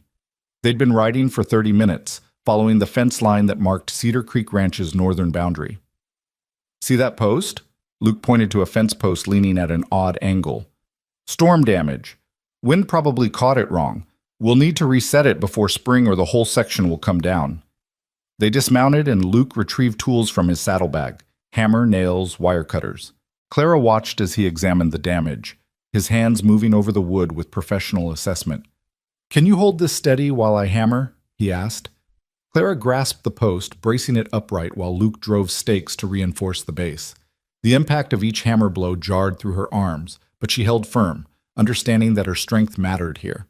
She wasn't decorative. She was necessary. "Good," Luke said when he finished. "You've got steady hands." They continued along the fence line, stopping twice more to make repairs. Each time Luke showed Clara what to look for: the telltale lean of a failing post, the rust on wire that indicated weakness, the patterns in snow that suggested animal interference. "You're teaching me," Clara observed as they remounted. "Of course I am. Can't have you here if you don't know how to maintain the place." Luke urged Thunder forward. "What if I get hurt or sick? You'd need to handle things yourself until I recovered." The practicality of it struck Clara forcefully. This wasn't a husband hoarding knowledge to maintain power. This was a partner ensuring they both had the skills to survive. Luke was teaching her because he trusted her to be capable, because he understood that her competence made both of them safer. "My father never taught me anything practical," Clara said, guiding Rosie around a fallen branch. "He said ladies didn't need to know about business or money or how things actually worked, that men would handle those things for us." "How'd that work out for your mother?" "She died not knowing how much money they had or where it was kept. My father had to explain finances to her on her deathbed so she'd understand what I was inheriting." Clara felt the old anger rise, sharp and bitter. She was terrified, not of dying, but of leaving me alone without knowledge of how to manage. "You inherited a small amount, enough to pay my passage west and have a little left over." Clara patted the pocket where she kept her remaining money. "My father's brothers got the house and business. I got enough to be independent, but not enough to be comfortable." Luke was quiet for several minutes, just the sound of hooves and wind and the distant call of a hawk. Then, "Independence matters more than comfort. Comfort can trap you. Independence sets you free." "Is that why you're here? Freedom?" "Partly. Also because I'm not good at taking orders from men stupider than me." A slight smile. "Turns out most bosses don't appreciate being corrected." Clara laughed, a real, genuine laugh that startled a nearby rabbit into flight. "We have that in common, then." They reached the eastern boundary of the property, where Cedar Creek itself ran through a narrow canyon, the water still flowing despite the cold. Luke dismounted and led Thunder to the creek's edge, letting him drink. Clara followed suit with Rosie, standing beside Luke on the rocky bank. "This is where the ranch gets its name," Luke said, gesturing to the cedar trees clustered along the canyon walls. "When I first saw this place, I knew I had to have it. Water, shelter, good grazing, everything I needed. It's beautiful. It's practical. Beauty's a bonus." But his eyes lingered on the canyon, and Clara could see the affection there. This wasn't just land to Luke. It was home in a way Boston had never been home to her. "Tell me something," Luke said suddenly. "Why'd you really leave Boston? Not the version you told Mrs. Fletcher. The real reason." Clara considered lying or deflecting. Then she remembered his rule: say what you mean or say nothing. And she was tired of lying, even small, polite lies that smoothed social interactions. "I was suffocating," she said simply. "Every day felt like drowning slowly. I'd wake up and know exactly how the day would go. The same conversations, the same expectations, the same crushing disappointment that I wasn't enough or was too much, depending on who was judging. I watched other women my age settle into marriages that looked like prison sentences, and I'd rather have died than joined them." "So you ran." "I escaped. There's a difference." "Is there?" Luke turned to look at her directly. "Running is reactive. You're fleeing something. Escaping is active. You're moving towards something better. Which was it?" Clara thought about that day in her father's brownstone 3 weeks after his funeral. The lawyer had read the will. Her uncles had already started planning to sell everything. She'd stood in her mother's bedroom, holding that morning brooch, and realized she had a choice: stay and become a ghost like her mother, or leave and risk becoming nothing at all. Both, she admitted. I was running from one thing and escaping toward another. I didn't know what the another was, but I knew it had to exist somewhere. And now you're at Cedar Creek Ranch with a man you've known for one day, 40 miles from the nearest town. Luke's voice was carefully neutral. Does that feel like escape or just a different kind of prison? Clara looked around at the canyon, the creek, the vast sky stretching endlessly overhead. She listened to the silence, the kind that came from space rather than suppression. She felt the cold wind on her face, sharp and honest, and utterly indifferent to her comfort. It feels like breathing, she said quietly. For the first time in my life, it feels like I can breathe. Luke held her gaze for a long moment, and something passed between them. Not romance, but understanding. Recognition. The kind of connection that came from two people who'd both learned that loneliness in a crowd was worse than solitude in wilderness. Good, he said finally, because breathing matters more than anything else. They remounted and continued riding, the fence line inspection becoming an exploration of the property. Luke showed her the south pasture where he'd moved the cattle in spring, the grove of aspens that turned gold in autumn, the high meadow where wildflowers grew thick enough to walk on in summer. He talked more than Clara had yet heard him talk, his voice carrying something like pride as he described the land he'd built his life around. You love it here, Clara observed as they headed back toward the cabin, the sun now high overhead. It's mine, Luke said simply. Every fence post, every building, every acre. I built it with my own hands, and no one can take it away as long as I'm strong enough to work it. And when you're not strong enough. He was quiet for a moment. That's one reason I need a wife, someone who can help carry the load so I don't break under it. They reached the cabin as early afternoon light slanted through the valley. Clara's body ached from hours in the saddle. Muscles she didn't know she had were screaming protest. But it was good pain, earned pain, the kind that came from doing real work rather than useless decorative activities. You did well today, Luke said as they unsaddled the horses. Most people can't handle that much riding their first time out. I'm tougher than I look. I'm learning that. He carried the saddles to the tack room, Clara following with the bridles. This afternoon I need to check the cattle more thoroughly, look for any signs of illness. You should rest. You'll be sore tomorrow as it is. I can help with the cattle.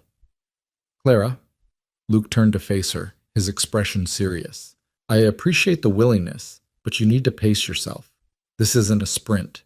It's every day, for months, for years. If you burn yourself out in the first week trying to prove something, you'll be useless when I actually need you. The logic was sound, even if Clara's pride rebelled against it. Fine, but I'm not resting. Teach me how to make bread. Luke blinked. Bread? You make good bread. I want to learn how. Clara pulled off her gloves, her fingers stiff with cold. If I'm going to be here, I should know how to make things we need. Something flickered across Luke's face, surprise maybe, or pleasure at her practical approach. All right, bread making it is. The afternoon passed in a warm, flour-dusted haze. Luke was a patient teacher, showing Clara how to mix the dough, how to knead it properly, how to test when it had risen enough. His hands, so large and rough from ranch work, handled the dough with surprising gentleness. My mother taught me, he explained, forming the dough into loaves. Said any person living alone needed to know how to feed themselves properly. Too many men tried to live on jerky and beans and died from it. Clara worked her own dough, imitating his movements. Was she a ranch wife? Farm wife. Similar but different. She was tough. Had to be. 6 children, my father gone for weeks at a time working other people's land.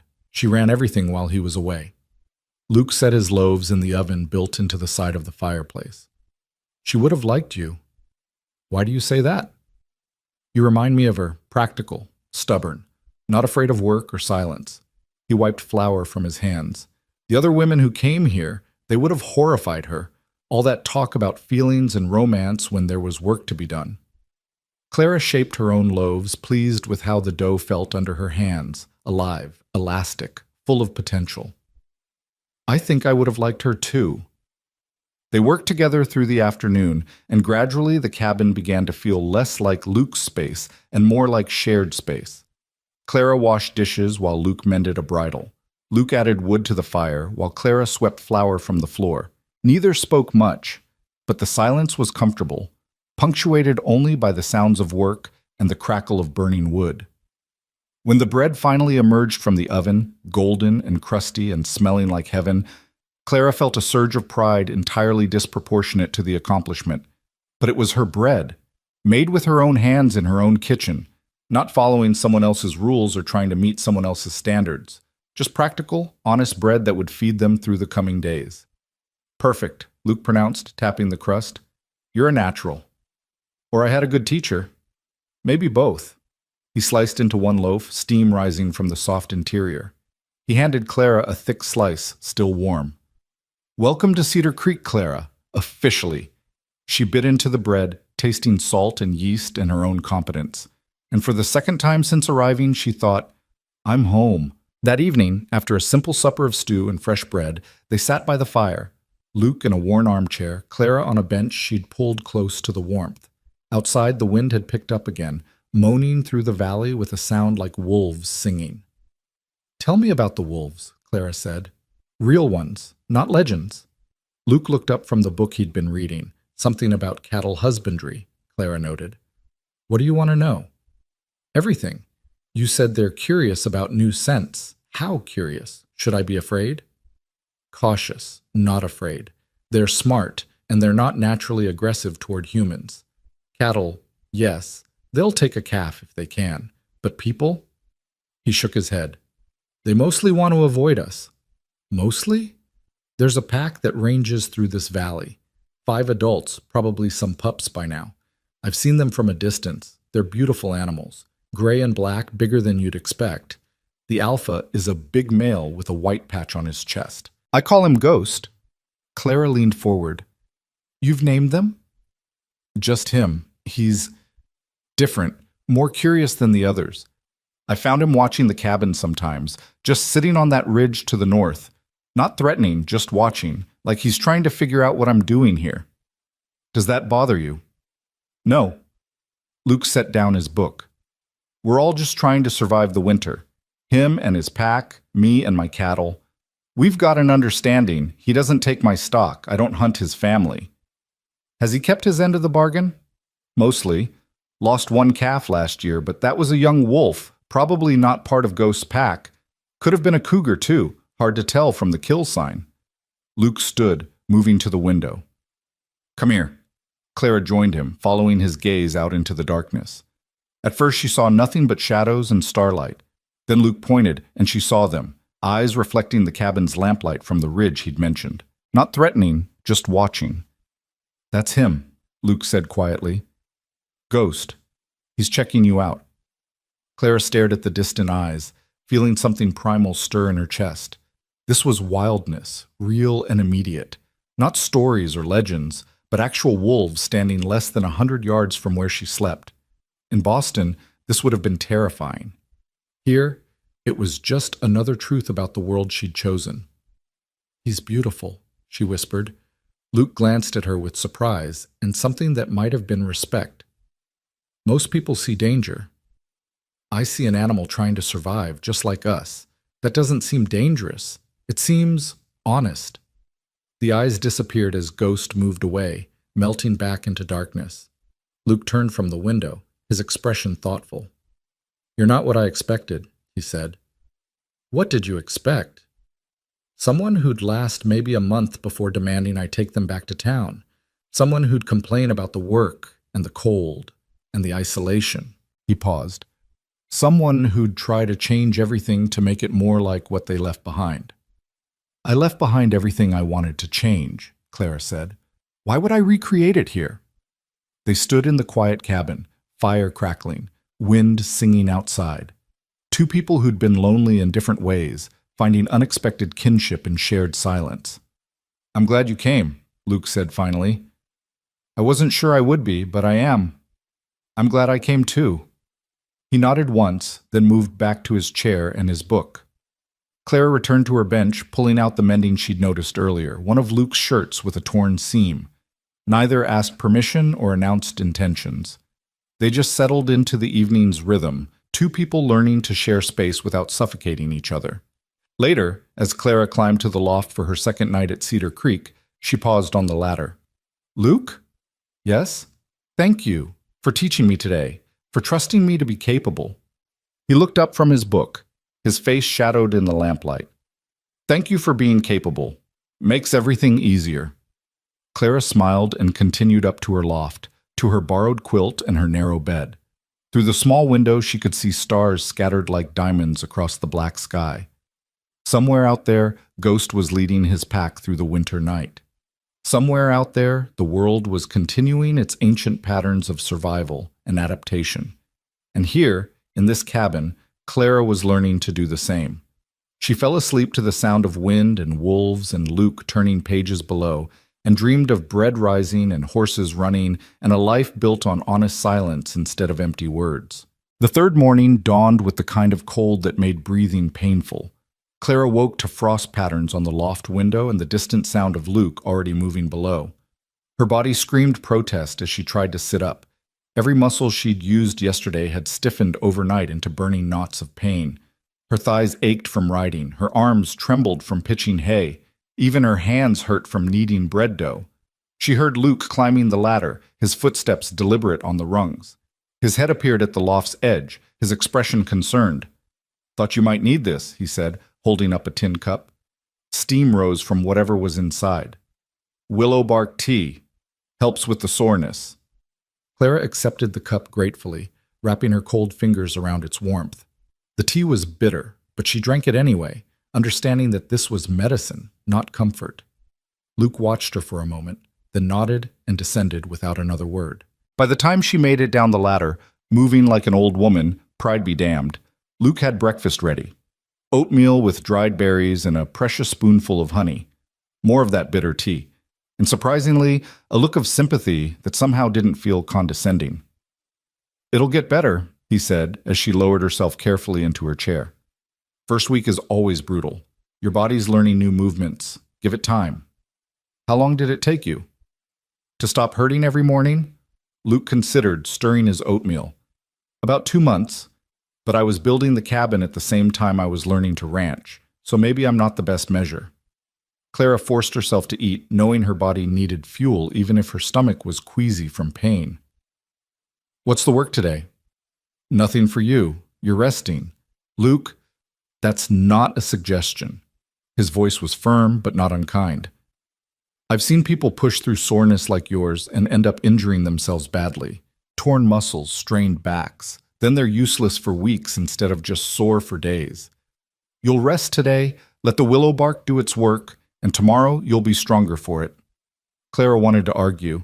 Every instinct told her she needed to prove her worth, demonstrate that she could handle whatever the ranch demanded. But Luke's logic was sound, and more importantly, she could hear genuine concern in his voice. He wasn't trying to sideline her, he was trying to keep her functional. "Fine," she conceded, "but I can still do indoor work. Mending, cooking, organizing." "That's reasonable." Luke stood, carrying his empty bowl to the wash basin. "I'll be working the south fence line today. Should be back by mid-afternoon. There's salt pork that needs slicing for tomorrow's meals, and I noticed the shelves could use reorganizing. Somehow the coffee ended up next to the lamp oil, which seems dangerous." Clara managed to smile despite the pain. "I'll handle it." "I know you will." He pulled on his heavy coat, wrapping a scarf around his face against the cold. "Fire's banked to last. If it gets too low, just add 1 log at a time. Too much and you'll overload it. And Clara?" He paused at the door. "Don't try to do everything. You're allowed to rest." After he left, the cabin felt different. Not empty exactly, but waiting. Clara moved slowly through her morning, each step a negotiation with her protesting body. She sliced the salt pork with careful precision, her hands remembering her mother's kitchen lessons. She reorganized the shelves logically, dry goods together, tinned items grouped by type, medical supplies separated from food. She mended 2 more of Luke's shirts and darned 3 pairs of socks, her needle moving in the familiar rhythm she'd learned as a girl. The work was meditative, giving her time to think. A week ago, she'd been in Mrs. Fletcher's office, holding a telegram that called her too stubborn. 5 days ago, she'd been terrified Luke would reject her match. Yesterday, she'd learned to feed horses and make bread. And now she was in a cabin 40 miles from anywhere, doing domestic work that somehow felt more important than anything she'd done in Boston's Grand Brownstone. The difference, she realized, was purpose. In Boston, she'd mended clothes to meet social expectations of womanly accomplishment. Here, she mended because Luke needed intact shirts to work safely in harsh conditions. In Boston, she'd organized pantries to demonstrate household management skills. Here, she organized because chaos could mean wasted time or dangerous mistakes when minutes mattered. In gray stone. No softness anywhere, nothing decorative or unnecessary. Just the raw bones of the earth wearing winter like armor. She understood why Luke loved it. A movement on the northern ridge caught her attention. For a moment, Clara thought it was Luke returning early. Then she recognized the gray shape, the fluid gait. Ghost, the wolf Luke had pointed out last night. The animal stood silhouetted against the snow, watching the cabin with that same curious intensity Luke had described. Clara didn't move, barely breathed. This close enough to see individual muscles shifting beneath gray fur. The wolf was magnificent, larger than any dog, with a broad head and intelligent eyes that seemed to assess her through the window glass. This was an apex predator, a killer that could take down prey 3 times its size. And yet Clara felt no fear, only a strange kinship with another creature learning to survive in an unforgiving place. Ghost held her gaze for what felt like minutes, but was probably only seconds. Then he turned and loped away, disappearing into the tree line with the effortless grace of something utterly at home in wilderness. Clara released her breath slowly, her heart pounding not with fear, but with exhilaration. She'd just locked eyes with a wild wolf through a window. In Boston, this would be a story told at dinner parties, embellished until it became legend. Here, it was just Tuesday afternoon. She returned to her mending with a smile. Luke came back as the afternoon light was starting to fail, stamping snow from his boots on the porch. He looked tired, his face reddened by wind, but his eyes brightened slightly when he saw Clara had dinner preparations already underway. "Smells good," he said, hanging up his coat. "Stew. I used some of the vegetables from the root cellar and the salt pork I sliced this morning." Clara stirred the pot. "I hope that's all right. You didn't give me specific instructions about—" "It's fine. Better than fine." Luke moved to the fire, holding his hands toward the warmth. "You don't need my permission for every decision, Clara. This is your home too. Use what we have as you see fit." "Your home too." The word settled around Clara like a warm shawl. She'd lived in her father's house for 27 years and never once felt it was truly hers. She'd been at Cedar Creek Ranch for 3 days, and Luke was already claiming she belonged here. "Ghost came by today," she said, ladling stew into bowls. "Stood on the north ridge watching the cabin for several minutes."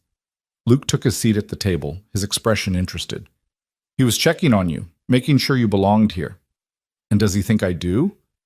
"He didn't attack, so I'd say yes." Luke's mouth twitched with almost humor. "Ghost is particular about who he tolerates in his territory. The third woman who came here, the one who left in the snowstorm, she tried to shoot him. He never came near the cabin again while she was here. The day after she left, he was back on that ridge." Clara sat down across from him, considering this. "So the wolves judge character?" "Better than most people do." Luke began eating, and for several minutes they were quiet. Then he said, "You did good work today. The shelves make sense now, and those shirts have needed mending for weeks." "Thank you." "You don't need to thank me. It's my work, too." "Still worth saying." He met her eyes. The others didn't see it that way. They saw housework as something they were owed appreciation for, like they were doing me a favor instead of contributing to their own survival.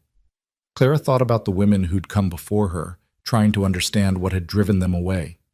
"They wanted romance," she said slowly. "They wanted you to perform gratitude and affection in ways that felt meaningful to them. When you didn't, when you just accepted their work as normal contribution, they felt unvalued." "Is that wrong? Accepting contribution as normal?" "Not wrong, just different." Clara broke bread, using it to soak up stew. "Most women are taught their value comes from being appreciated, from men noticing and praising their efforts. Without that external validation, they feel invisible." Do you need that? The praise and noticing? Clara considered the question seriously. I thought I did. In Boston, I craved it, wanted my father to notice I was smart, wanted suitors to see I had worth beyond appearance. But I think what I actually wanted was to be seen as competent, to have my abilities recognized, not just my efforts. She paused. When you said I did good work today, that mattered. Not because you praised me, but because you acknowledged I was capable. There's a difference. Luke nodded slowly. I can do capable. The other thing, the constant reassurance and appreciation for basic contribution, I'm not built for that. Then we're well matched, because I'm not built to need it. Something eased in Luke's expression, a tension Clara hadn't fully noticed until it released. They finished dinner in comfortable quiet, then cleaned up together with the easy efficiency they were developing. Clara washed while Luke dried and put away. He banked the fire while she swept crumbs from the floor. Small acts of domestic cooperation that felt more intimate than romance because they were so fundamentally honest. That evening, Luke pulled out a worn deck of cards. You play? He asked. My mother taught me, though she claimed card playing was unladylike even as she was teaching me. What did she teach you? Poker, mostly. She said any woman living in a man's world needed to know how to call a bluff. Luke's eyebrows rose. Your mother sounds like she was more than she appeared. She was everything and nothing. Clara took the cards, shuffling them with practiced ease. Everything inside where no one could see. Nothing outside where everyone looked. I think it killed her, that contradiction. They played several hands, and Clara was surprised to discover Luke was good. Not just competent, but genuinely skilled. He read her tells, bluffed sparingly but effectively, and never gloated when he won. It was the kind of card playing that required intelligence and observation, qualities Clara was learning Luke possessed in abundance despite his rough exterior and minimal speech. You're better than the ranch hands I used to play with in Missouri, Luke admitted after Clara won her fourth hand. They relied on luck. You rely on strategy. My mother said luck is just probability wearing a mask. Better to understand the odds. Smart woman. She was, just trapped. Clara dealt the next hand. Do you ever feel trapped here? Luke picked up his cards, arranging them thoughtfully. Opposite. I feel free here in ways I never did working for other men. Even the isolation feels like freedom. Freedom from expectation, from judgment, from having to perform civility I don't feel. But lonely. But lonely, he agreed, though less so since you arrived. The admission was casual, delivered while studying his cards, but Clara felt its weight. This was Luke offering connection in the only way he knew how. Honest and unadorned, without performance or pretense. Less lonely for me, too, she said quietly. They played cards until the fire burned low and Clara's eyes grew heavy. When she finally climbed to the loft, her body still ached, but less viciously than that morning. The willow bark tea and rest had helped, just as Luke said they would. She was learning to trust his expertise, to understand that his years alone hadn't made him ignorant, but rather deeply knowledgeable about survival's practical requirements. The next morning, Clara woke to shouting. She bolted upright, her heart hammering, disoriented by the darkness. Below, Luke was moving fast, his boots hitting the floor with urgent thuds, more shouting. Not Luke's voice, but someone else's, distant and desperate. Clara scrambled down the ladder, still in her nightdress, to find Luke pulling on his coat with grim efficiency. What's happening? Henderson. Luke grabbed his rifle from above the door. Something's wrong with his stock. Stay inside. Lock the door. I can help. Stay inside. His voice was harder than she'd yet heard it, leaving no room for argument. Then he was out the door, moving into the pre-dawn darkness at a run. Clara pressed her face to the window, watching his lantern bob across the valley toward the Henderson property. She could see other lights now, the Henderson house probably, and what looked like their barn. Even from this distance, she could hear cattle bellowing, an urgent, terrified sound that made her skin crawl. Minutes stretched into a quarter hour, half an hour. Clara paced the cabin, torn between obeying Luke's instruction and the desperate need to know what was happening. Finally, she compromised. She dressed in her warmest clothes and boots, lit a lantern, and stood on the porch where she could see better while still technically following orders. The sky was just beginning to lighten when she saw movement returning across the valley. Two figures this time, Luke and someone else moving more slowly. As they drew closer, Clara recognized the second man as Mr. Henderson, the rancher who'd sent her back to town. He was limping badly, one arm wrapped around his midsection. Clara threw open the door, ignoring Luke's earlier command. "What happened?" "Cougar," Luke said shortly, helping Henderson up the porch steps. "Got into his barn, spooked the cattle. Henderson tried to drive it off and got clawed for his trouble." Henderson looked terrible, face gray with pain, coat torn and bloody on one side. Clara immediately shifted into action, years of helping her mother tend to household injuries suddenly relevant in new ways. "Get him to the chair by the fire," she ordered, moving to the shelves where Luke kept medical supplies. "How deep are the wounds?" "Deep enough?" Luke eased Henderson into the chair while Clara gathered clean cloths, whiskey, needle, and thread. "He'll need stitching." Henderson looked at Clara with recognition and something like shame. "You're the bride I sent back." "I am." Clara knelt beside him, carefully peeling away his shredded shirt to reveal 3 long gashes across his ribs. They were still bleeding, though not arterially. "This is going to hurt." "Already hurts. It's about to hurt worse." Clara poured whiskey over the wounds, and Henderson hissed through clenched teeth. She worked quickly, cleaning the gashes with the efficiency her mother had taught her. "Luke, I need better light." Luke brought 2 lanterns close while Clara threaded her needle. She'd stitched fabric countless times. She'd even stitched a gash on her father's hand once when he'd slipped with a letter opener. But this was different, deeper, more serious, with a man's life potentially depending on her competence. "You know what you're doing?" Henderson asked, his voice tight with pain. "I'm about to find out." Clara met his eyes. "Hold still."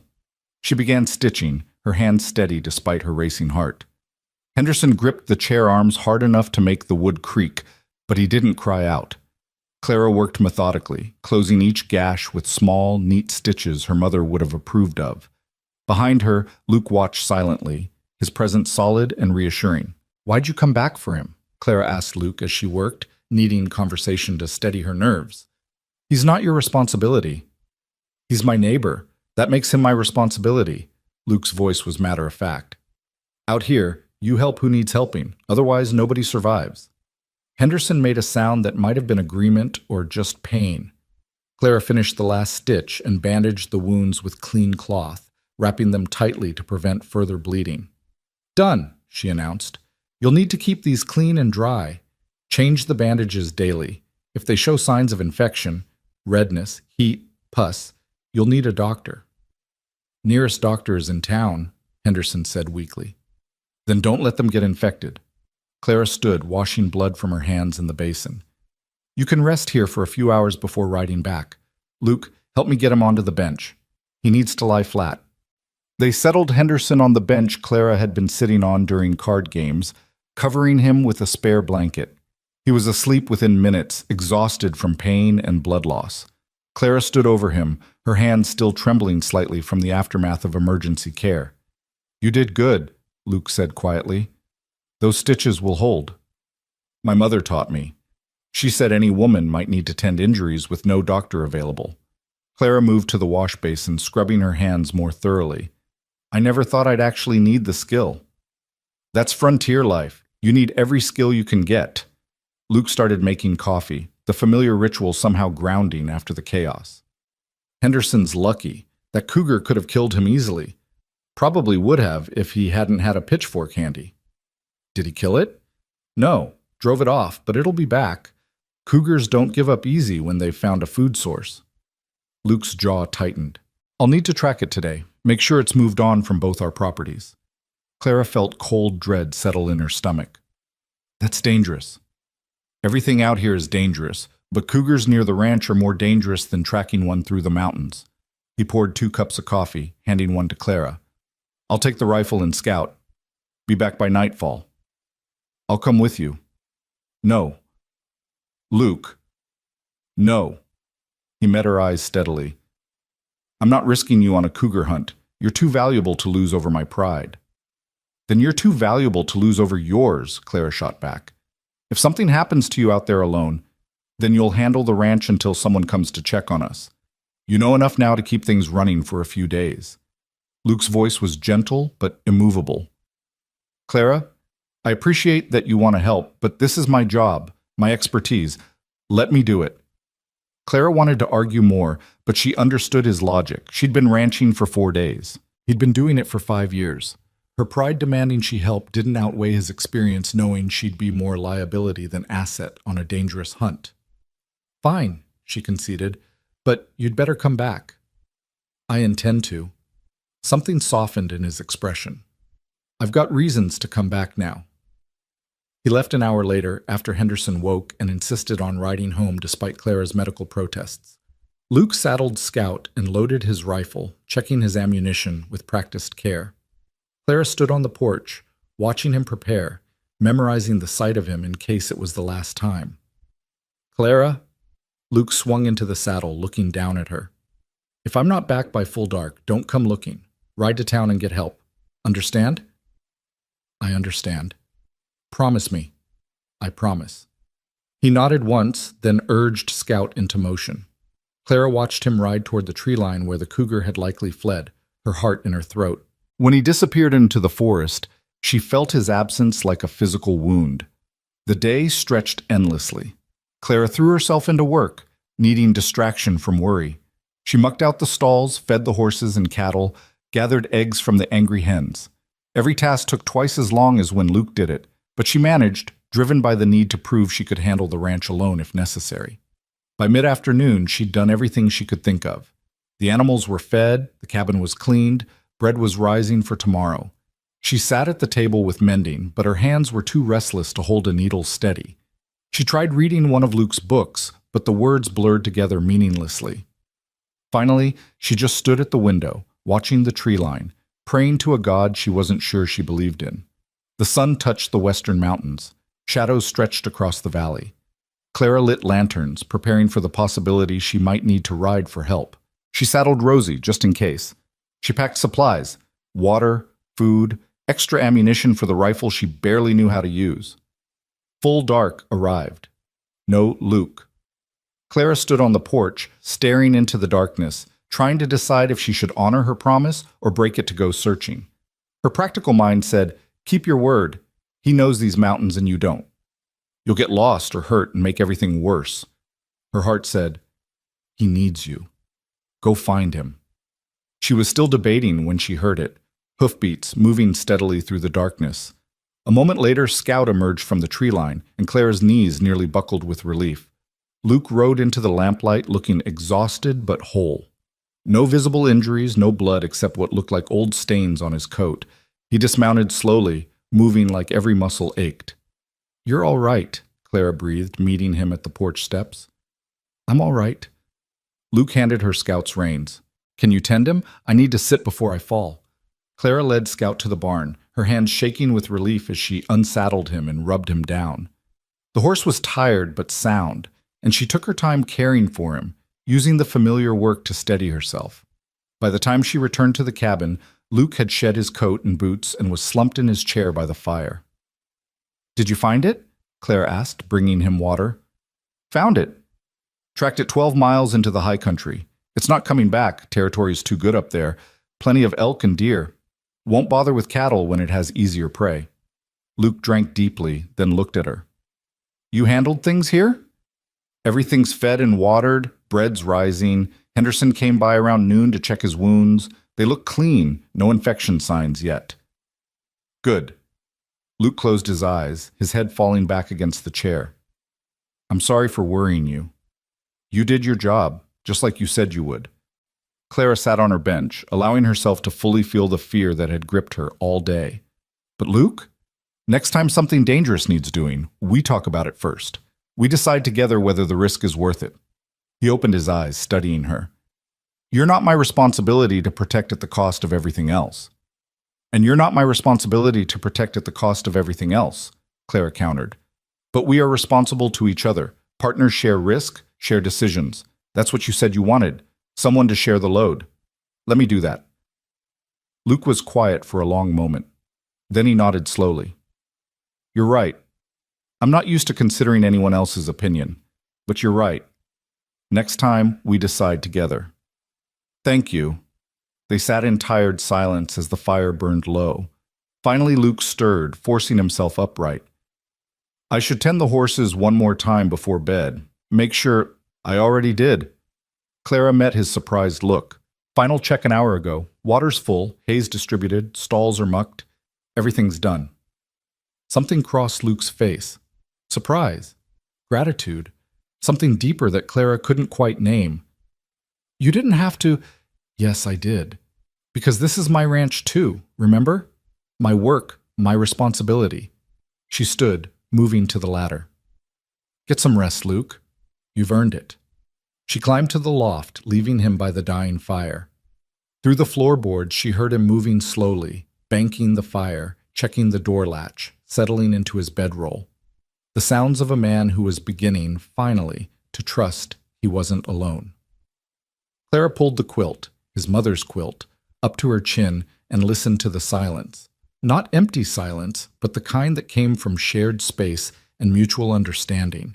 The kind that said, I see you, you see me, and neither of us has to perform or pretend. Tomorrow they'd formalize the marriage with Judge Morrison when he came for his circuit rounds. Tomorrow they'd sign papers that made legal what was already becoming real. But tonight, Clara understood that the real marriage had already begun, not with romance or ceremony, but with stitching wounds and tracking cougars and trusting each other to handle what needed handling. This was partnership. This was what she'd crossed half a continent to find.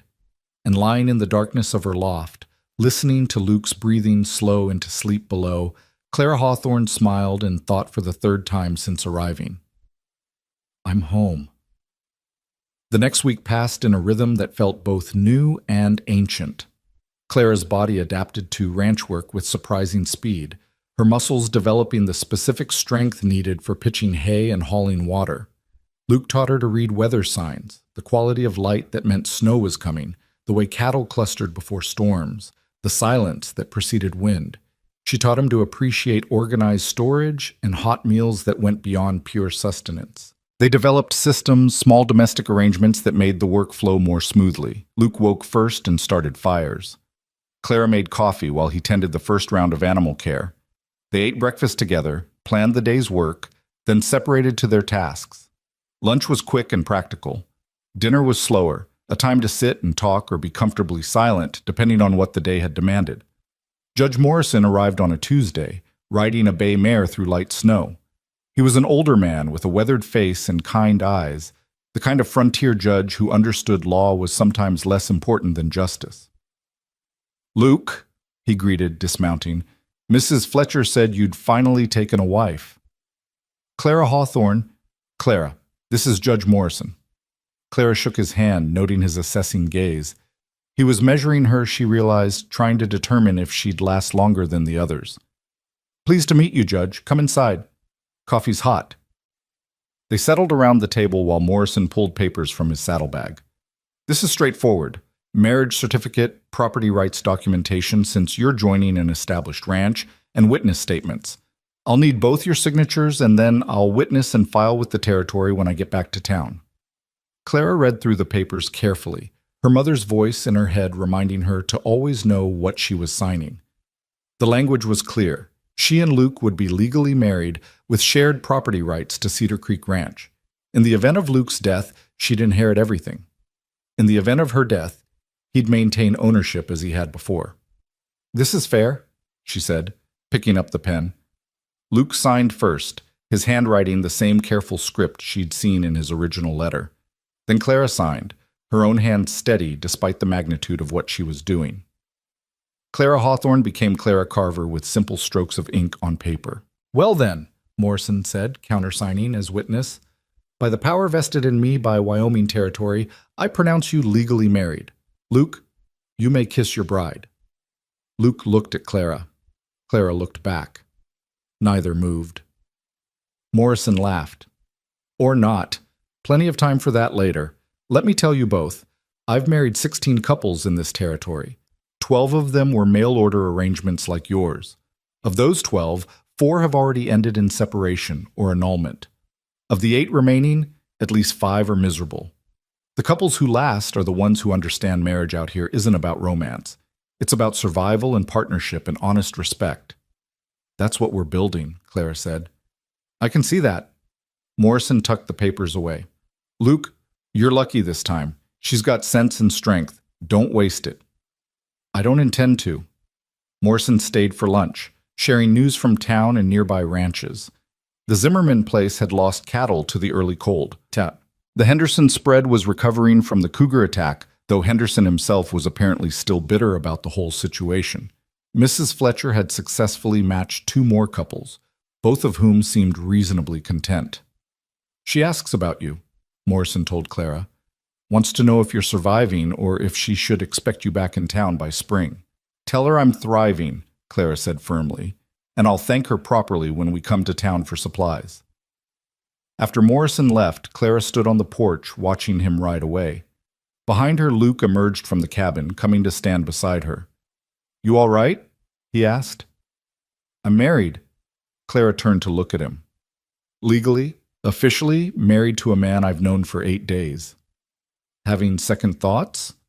No, just processing. She smiled slightly.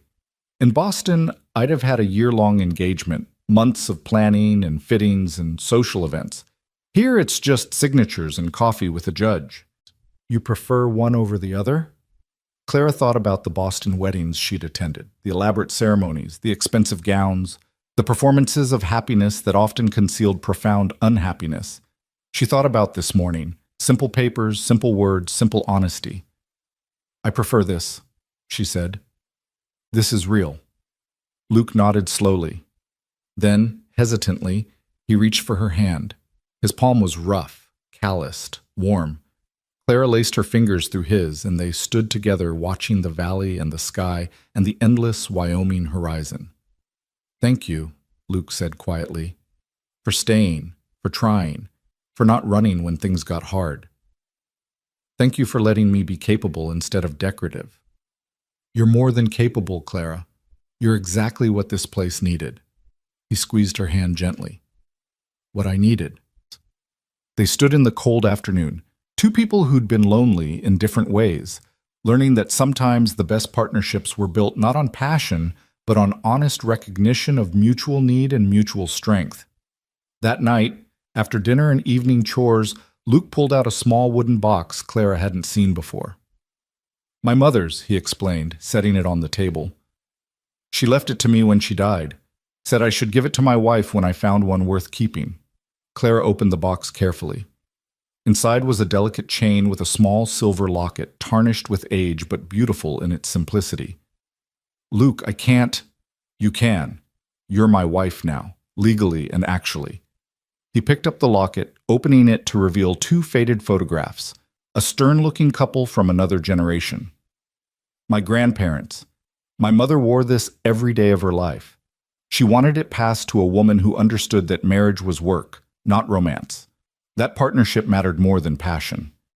Claire's throat tightened as Luke fastened the chain around her neck. The locket settled above her heart, warm from his hands, heavy with history and trust, and something that felt dangerously close to belonging. Thank you, she whispered. Welcome to the family, Clara Carver. Clara Carver. Not Clara Hawthorne anymore. Not the stubborn daughter who'd disappointed Boston society. But Clara Carver, ranch wife, partner to a man called Wolf, woman who'd chosen wilderness over civilization and found herself more civilized for it. She touched the locket, feeling its weight, and realized she'd never worn jewelry that meant something before. In Boston, her jewels had been displays of wealth. This was different. This was inheritance, legacy, trust. This was home. The silver locket became Clara's talisman through the weeks that followed, a constant reminder that she'd chosen this life, and it had chosen her back. She wore it every day, tucked beneath her work shirts where it pressed cool against her skin during morning chores and warmed gradually through the day's labor. Sometimes she'd catch Luke looking at it during meals, his expression carrying something soft that he'd never quite put into words. She didn't need him to. The fact that he'd given her his mother's most precious possession said everything his limited vocabulary couldn't. Winter deepened across Cedar Creek Valley with a fury that made Boston's cold seem like gentle suggestion. The temperature dropped so low that water left outside froze solid within minutes.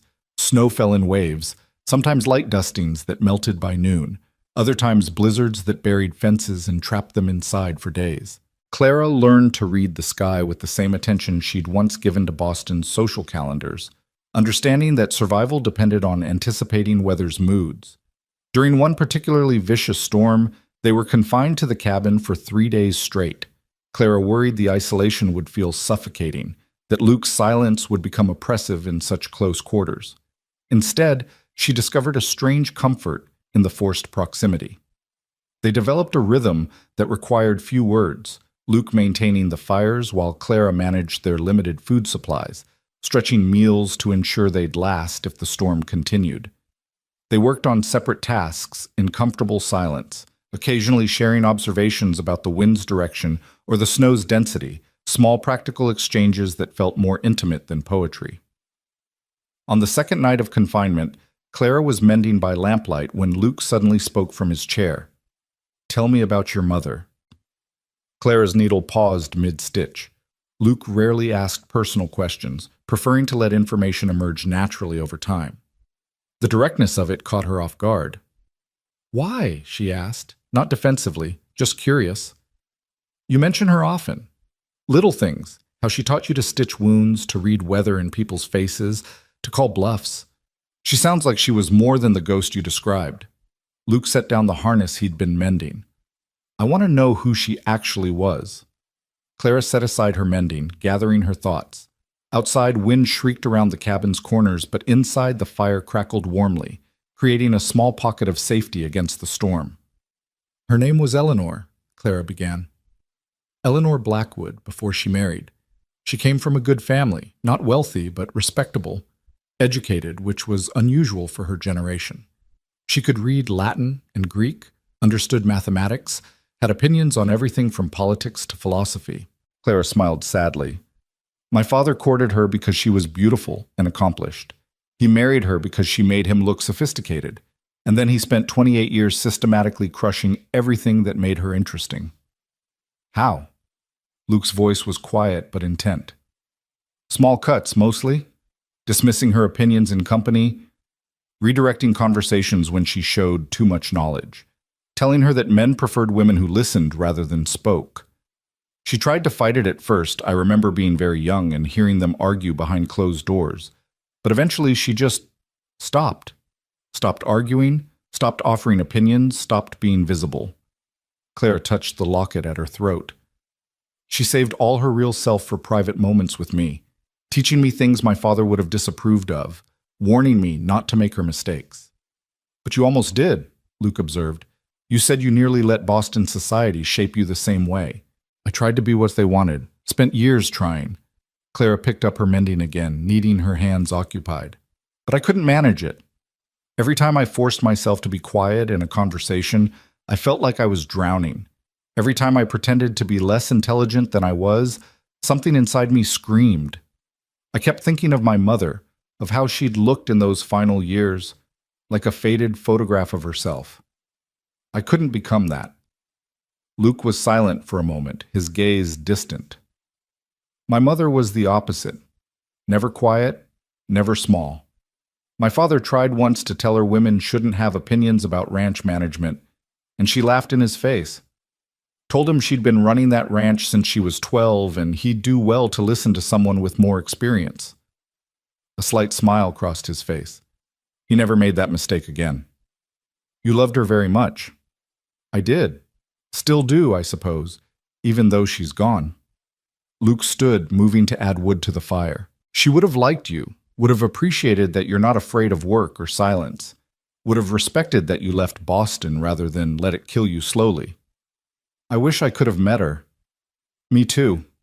Luke returned to his chair, but instead of picking up his mending, he just sat looking at Clara. "You remind me of her in some ways. Not appearance. She was tall, broad-shouldered, built for hard work.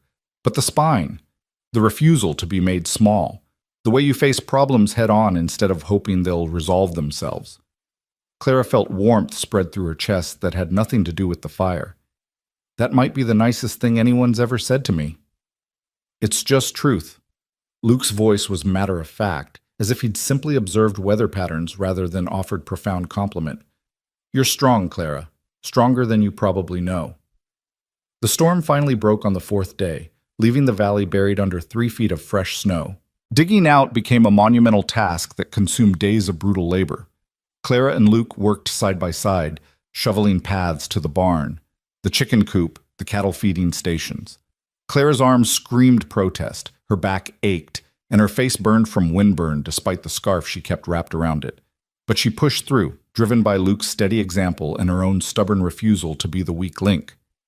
"How did you manage this alone?" she gasped during a brief rest, her breath clouding white in the frigid air. "Took twice as long. Sometimes I just tunneled to the animals instead of clearing full paths. Did what was necessary, nothing more." Luke leaned on his shovel, surveying their progress. "Having you here makes everything easier. We've cleared in 2 days what would have taken me 5 alone." "Partnership," Clara said, echoing the word he'd used before. "Partnership," Luke agreed. That evening, as they thawed by the fire with coffee that had never tasted better, a howl rose from the northern ridge. Clara recognized it immediately. Ghost, calling to his pack. Within moments, other voices joined him, creating a chorus that was both eerie and beautiful. "They're celebrating the storm's end too," Luke said, moving to the window. "Easier hunting now. Deer will be struggling through deep snow, vulnerable." Clara joined him, watching the ridge where she knew the wolves gathered, even though she couldn't see them through the darkness. "Do you think they know we're here? Really know, I mean. Not just that the cabin exists, but that we're inside?" "Ghost knows." Luke's voice carried certainty. "He's been watching closer lately. Curious about you, probably, trying to figure out if you're different from the others who came and left." "How would he know I'm different?" "You smell different, sound different, move through the world differently." Luke glanced at her. "Animals notice things people miss. Ghosts can probably sense you're more settled, less frightened, that you belong here in ways the others never did." The howling continued, rising and falling in complex harmonies that seemed almost like language. Clara found herself swaying slightly to the rhythm, entranced by the wild music. "I used to be terrified of wolves," she admitted. "In Boston, they were monsters from fairy tales, dangerous, evil. But hearing them now—" She trailed off, searching for words. "They're just family," Luke finished. "Taking care of each other, surviving together. No different from us, really." "No different from us," Claire repeated softly, and realized it was true. She and Luke were their own pack of two, learning to survive together in an unforgiving place. The wolves probably understood that better than any human could. As January gave way to February, the work shifted slightly. The cattle needed more attention, their feed carefully monitored to ensure they'd survive until spring grass emerged. Luke taught Clara to check each animal for signs of illness or injury, to recognize when one was struggling and needed intervention. She learned to read bovine body language, to distinguish between normal cold weather clustering and the more concerning behavior that indicated a sick animal. One morning, they found a cow lying in the snow, clearly in distress. She was one of the older animals, and Clara had developed a particular fondness for her gentle disposition. "She's calving," Luke said immediately, dropping to his knees beside the cow. "Early. Wasn't expecting this for another month. Must have miscalculated, or she got bred earlier than I thought." "What do we do?" "Help her. The calf's coming wrong. I can tell by how she's straining. If we don't intervene, she'll die, and the calf with her." Luke was already rolling up his sleeves despite the cold. "Clara, I need you to hold her head. Keep her calm. This is going to hurt her, and she might try to fight." Clara positioned herself at the cow's head, gripping her halter and murmuring soothing nonsense. The animal's eyes were wild with pain and fear, and Clara felt her own fear rise in response. She'd never done anything like this. In Boston, birth was something that happened behind closed doors, managed by doctors and midwives, certainly not something respectable women participated in directly. But she wasn't in Boston anymore. She was at Cedar Creek Ranch, and this animal's life depended on her staying calm and useful. Luke worked with focused intensity, his hands disappearing inside the cow as he tried to reposition the calf. The cow bellowed and thrashed, and Clara held on with all her strength, her voice continuing its steady stream of soothing words, even as tears froze on her cheeks from cold and sympathetic pain. "Almost there," Luke muttered. "Come on, Mama. Work with me." Minutes stretched into what felt like hours. Clara's arms trembled from holding the cow's head. Her voice grew hoarse from talking, and her heart pounded with fear that they'd lose both animals despite their efforts. Then suddenly, Luke made a triumphant sound. "Got it. The calf's repositioned. She can do the rest herself now." He moved back, and Clara loosened her grip slightly, watching as the cow's body took over with powerful contractions. Within minutes, a small, wet calf slid into the snow. It wasn't moving. "No," Clara breathed. Luke was already there, clearing the calf's nose and mouth, rubbing its body vigorously with handfuls of clean snow. "Come on. Breathe, breathe." For a terrible moment, nothing happened. Then the calf gasped, coughed, and drew its first shuddering breath. The mother cow, exhausted but alert, immediately began licking her baby with long, thorough strokes. Clara sat back in the snow, her legs suddenly unable to support her. They'd done it. Against odds, against early timing, against a difficult birth, they'd saved both animals. "You did good," Luke said, coming to sit beside her. His arms were bloody to the elbows. His face was gray with cold, but his eyes were bright with success. "That was hard work, Clara. Most people would have panicked." "I was panicking. I just didn't stop working." Luke laughed, a rare full laugh that transformed his face. "That's the definition of courage. Being terrified and doing what needs doing anyway." They sat together in the snow, watching the new calf struggle to its feet on shaky legs while its mother encouraged it with gentle nudges. Life asserting itself against cold and difficulty and danger. It felt like a metaphor for everything Clara was learning about frontier existence. "What will you name her?" Clara asked. Luke looked surprised. "The calf? She's special, early, difficult birth, but she survived. She deserves a name." "I don't usually name them. Makes it harder when—" Luke stopped, seeing Clara's expression. "But I suppose this one could be an exception." "What do you suggest?" Clara watched the calf nurse for the first time, finding its mother's warmth and nourishment. "Hope. Let's call her Hope." "Hope." Luke tested the word. "All right, Hope it is." They helped the mother and calf to the barn, getting them settled in a protected stall with fresh straw and extra feed. The mother was exhausted, but seemed to be recovering well, and Hope was already showing the stubborn determination to live that would serve her well in Wyoming winters. Back at the cabin, Clara scrubbed her arms clean while Luke did the same. They were both exhausted, filthy, and running on pure adrenaline. Clara's hands wouldn't stop shaking. "First time?" Luke asked gently. "First time." Clara sank into her chair, accepting the whiskey Luke poured for her. She normally didn't drink spirits, but today seemed to warrant an exception. The liquid burned going down, but it steadied her nerves. "Does it get easier?" "Not easier, just more familiar. You learn to manage the fear instead of letting it manage you." Luke sat across from her, his own hands wrapped around his whiskey glass. "But you should know, what you did today matters. That cow would have died without your help. That calf wouldn't exist. You saved them, Clara, not me. You. We saved them, together." "Together," Luke agreed, and something passed between them, an acknowledgement that they were becoming something more than two people sharing space. They were becoming a unit, a partnership where each made the other stronger. That night, Clara lay in her loft thinking about hope, about new life arriving against odds, about how survival sometimes meant helping each other through impossible situations. She thought about Luke's hands, so capable and gentle despite their size and roughness. She thought about her own hands, which had held a suffering animal steady while life fought its way into the world.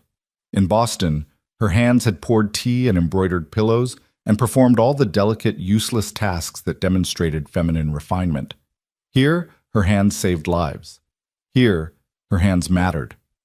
She touched the locket at her throat and whispered a thank you to Eleanor Blackwood, who died teaching her daughter that there was more to life than being decorative, that strength mattered more than beauty, that capability trumped propriety every single time. The next weeks brought a rhythm that felt increasingly natural. Clara and Luke moved through their days with the easy coordination of longtime partners, anticipating each other's needs without excessive communication. Luke would start to reach for a tool and find Clara had already handed it to him. Clara would begin preparing for a task and discover Luke had already handled the preliminary work. They were learning each other's patterns, adapting to each other's strengths and weaknesses, creating something more efficient than either could be alone. The neighboring ranchers began to notice. When Luke and Clara rode to the Zimmerman place to check on the older couple after another storm, Martha Zimmerman pulled Clara aside while the men discussed cattle prices. "You're still here," Martha observed, her weathered face showing surprise and something like approval. "Luke's other brides never made it this long." "I'm not going anywhere," Clara said simply. "Good. That man needs someone with spine." Martha poured coffee with hands gnarled by arthritis and decades of hard work. "His mother, Catherine, was my best friend. Died too young, like most ranch women do. But she loved this land, and she loved her son, and she worried he'd end up alone because he couldn't pretend to be something he wasn't." "He shouldn't have to pretend." "No, he shouldn't. But most women can't accept a man who doesn't perform for them. They need the pretty words and the romantic gestures, even when there's work to be done and winter to survive." Martha set the coffee cups on the table. Catherine used to say Luke needed someone who understood that love shows itself in actions, not words. Someone who'd see how he sharpened her knives without asking, or how he'd saddle her horse before she mentioned riding, or how he'd save her the last bit of sugar even when he wanted it himself. Clara thought about all the small things Luke did, banking the fire so she'd wake to warmth, setting aside the softest blanket for her use, making sure the coffee was hot when she came in from morning chores. Things he never mentioned or called attention to, just quiet acts of care woven into daily routine. "I see it," Clara said quietly. "I see how he shows care." "Then you're smarter than the others." Martha patted her hand. "Hold on to that man, Clara. Hold on to this life. It's hard, but it's honest. That's worth more than all the romance in the world." The conversation stayed with Clara as they rode home through the afternoon cold. She glanced at Luke beside her, his profile stark against the white landscape, and felt a surge of something she couldn't quite name. Not love, exactly. Not yet. Maybe never in the theatrical way Boston romantics would define it. But something deeper and more durable. Respect. Trust. Affection built on competence and honesty rather than performance. "Martha says you're like your mother," Clara said, breaking their comfortable silence. "In what way?" "You show care through actions instead of words." Luke was quiet for several strides of the horses. "Words are easy. Actions cost something. If I'm going to care about someone, I want it to cost me. Want them to know I'm choosing to make their life easier even when it makes mine harder. Like getting up early to start the fires so I wake to warmth." He glanced at her surprised. "You notice that?" "I notice everything you do, Luke. The way you save me the last of the butter. The way you always take the worst cut of meat so I get the better one. The way you mended my good skirt when I tore it, even though you claim not to be good at sewing." Clara smiled.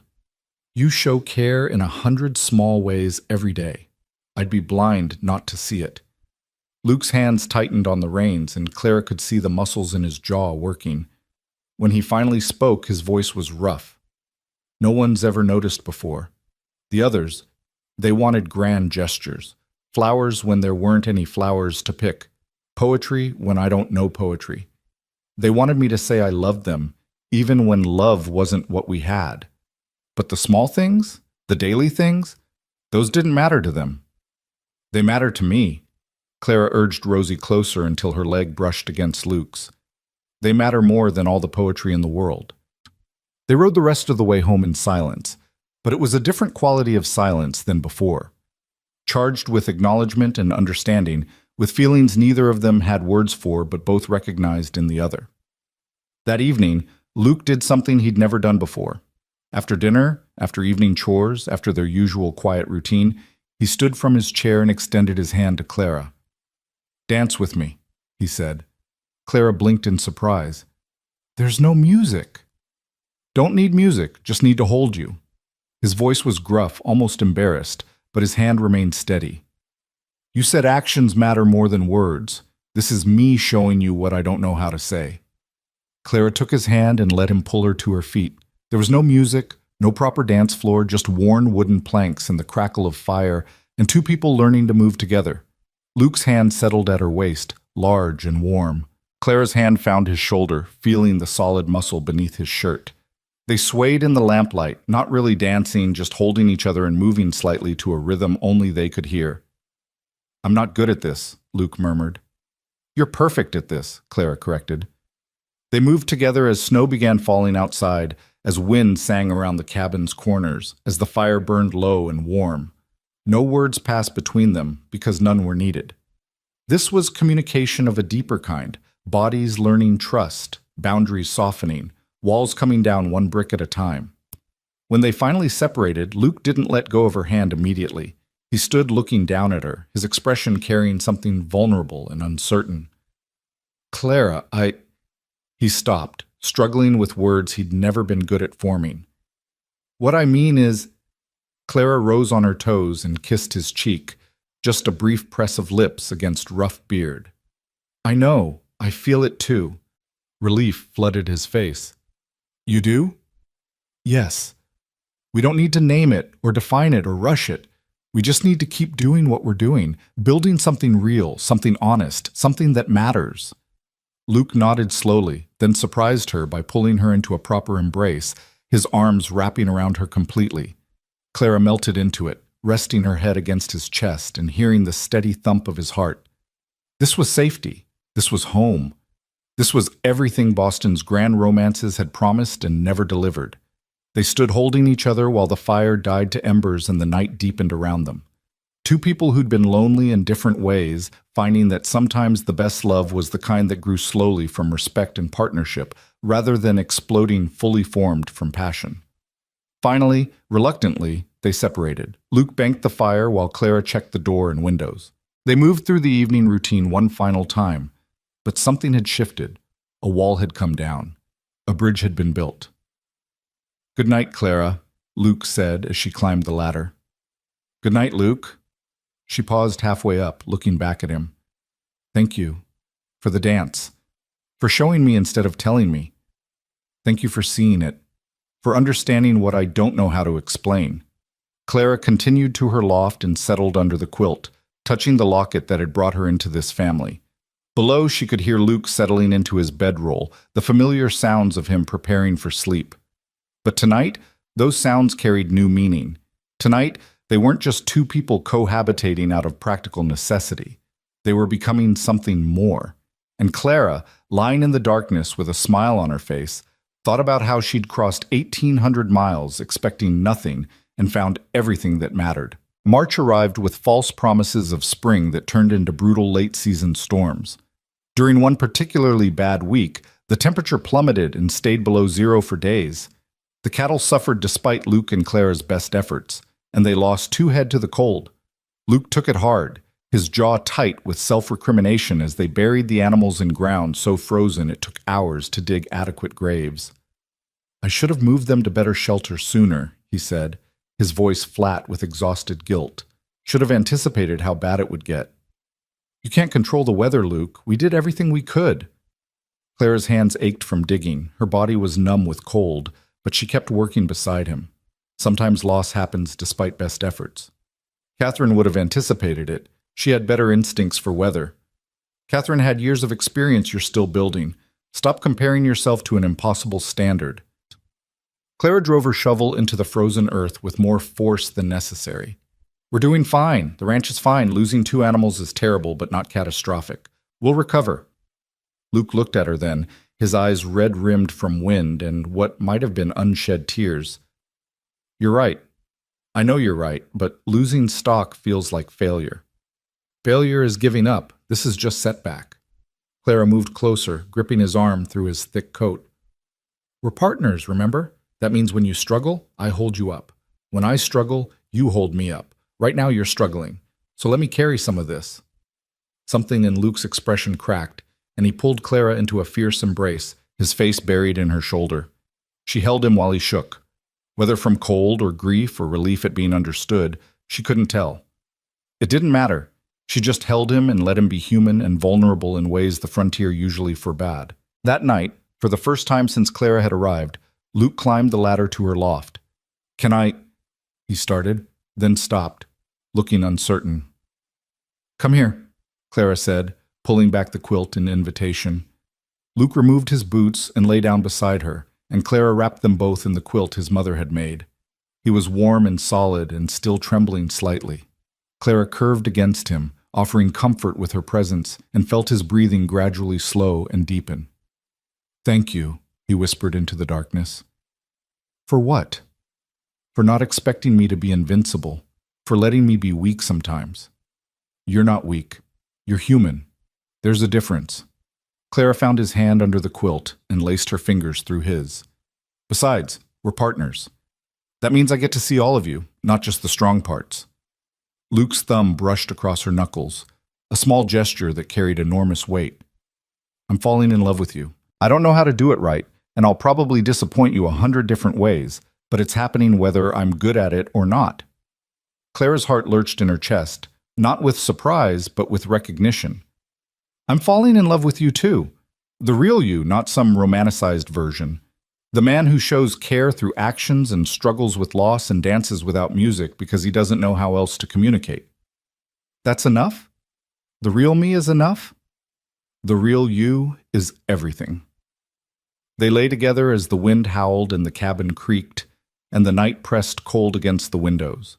Two people who'd been told repeatedly they were too much or not enough, discovering they were exactly right for each other.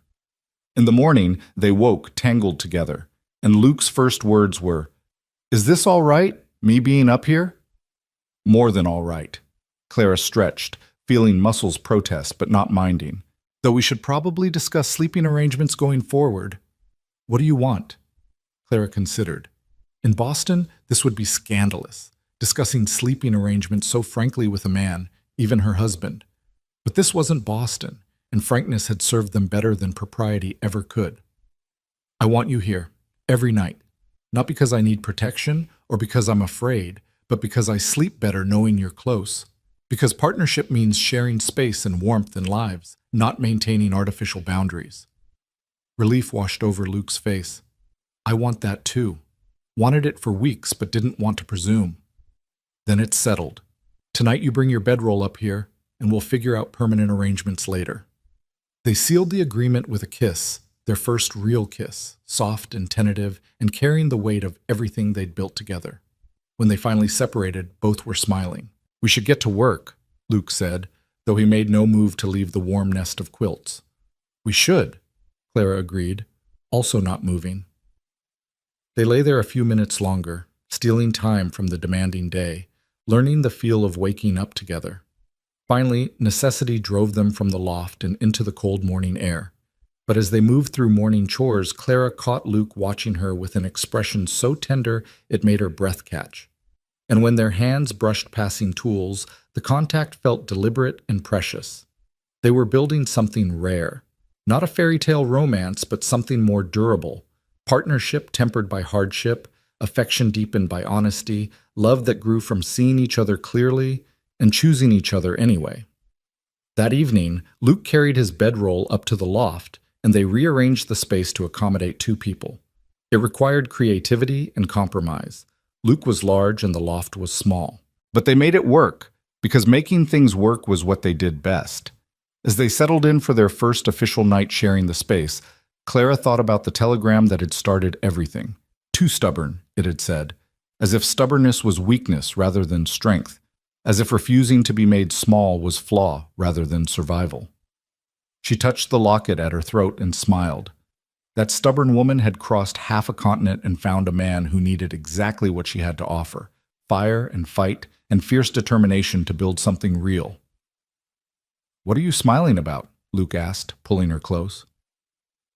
Just thinking about how I ended up here.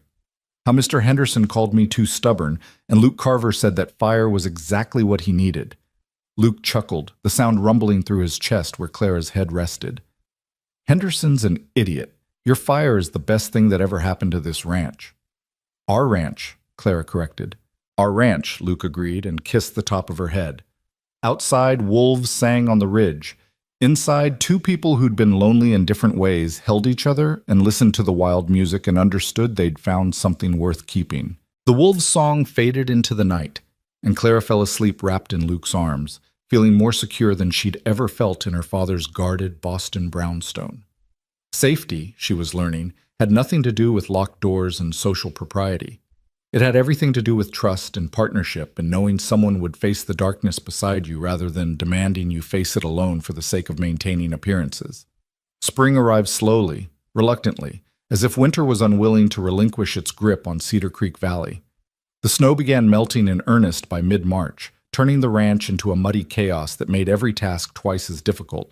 But beneath the mud, Clara could see green beginning to emerge. Tiny shoots of grass pushing through dead vegetation, wildflowers preparing to bloom, life reasserting itself after months of dormancy. She and Luke worked from dawn until well past dusk, taking advantage of longer daylight hours to accomplish everything winter had delayed. Fences needed comprehensive repairs after months of snow damage. The barn required maintenance, new boards where old ones had rotted, reinforcement of the roof, general cleaning, and organization. The cattle needed to be moved to spring pasture, counted, checked for injuries or illness that might have gone unnoticed during the worst of winter. It was exhausting, relentless work. Clara's body ached constantly. Her hands developed new calluses over old ones, and she fell asleep each night too tired to dream. But there was profound satisfaction in it, watching the ranch come back to life under their combined efforts, seeing tangible results of their labor, understanding that every fence post straightened and every animal tended was an investment in their shared future. One morning in early April, Clara was working in the garden plot she'd claimed behind the cabin, turning soil that had been frozen solid for months, preparing to plant vegetables that would sustain them through the next winter.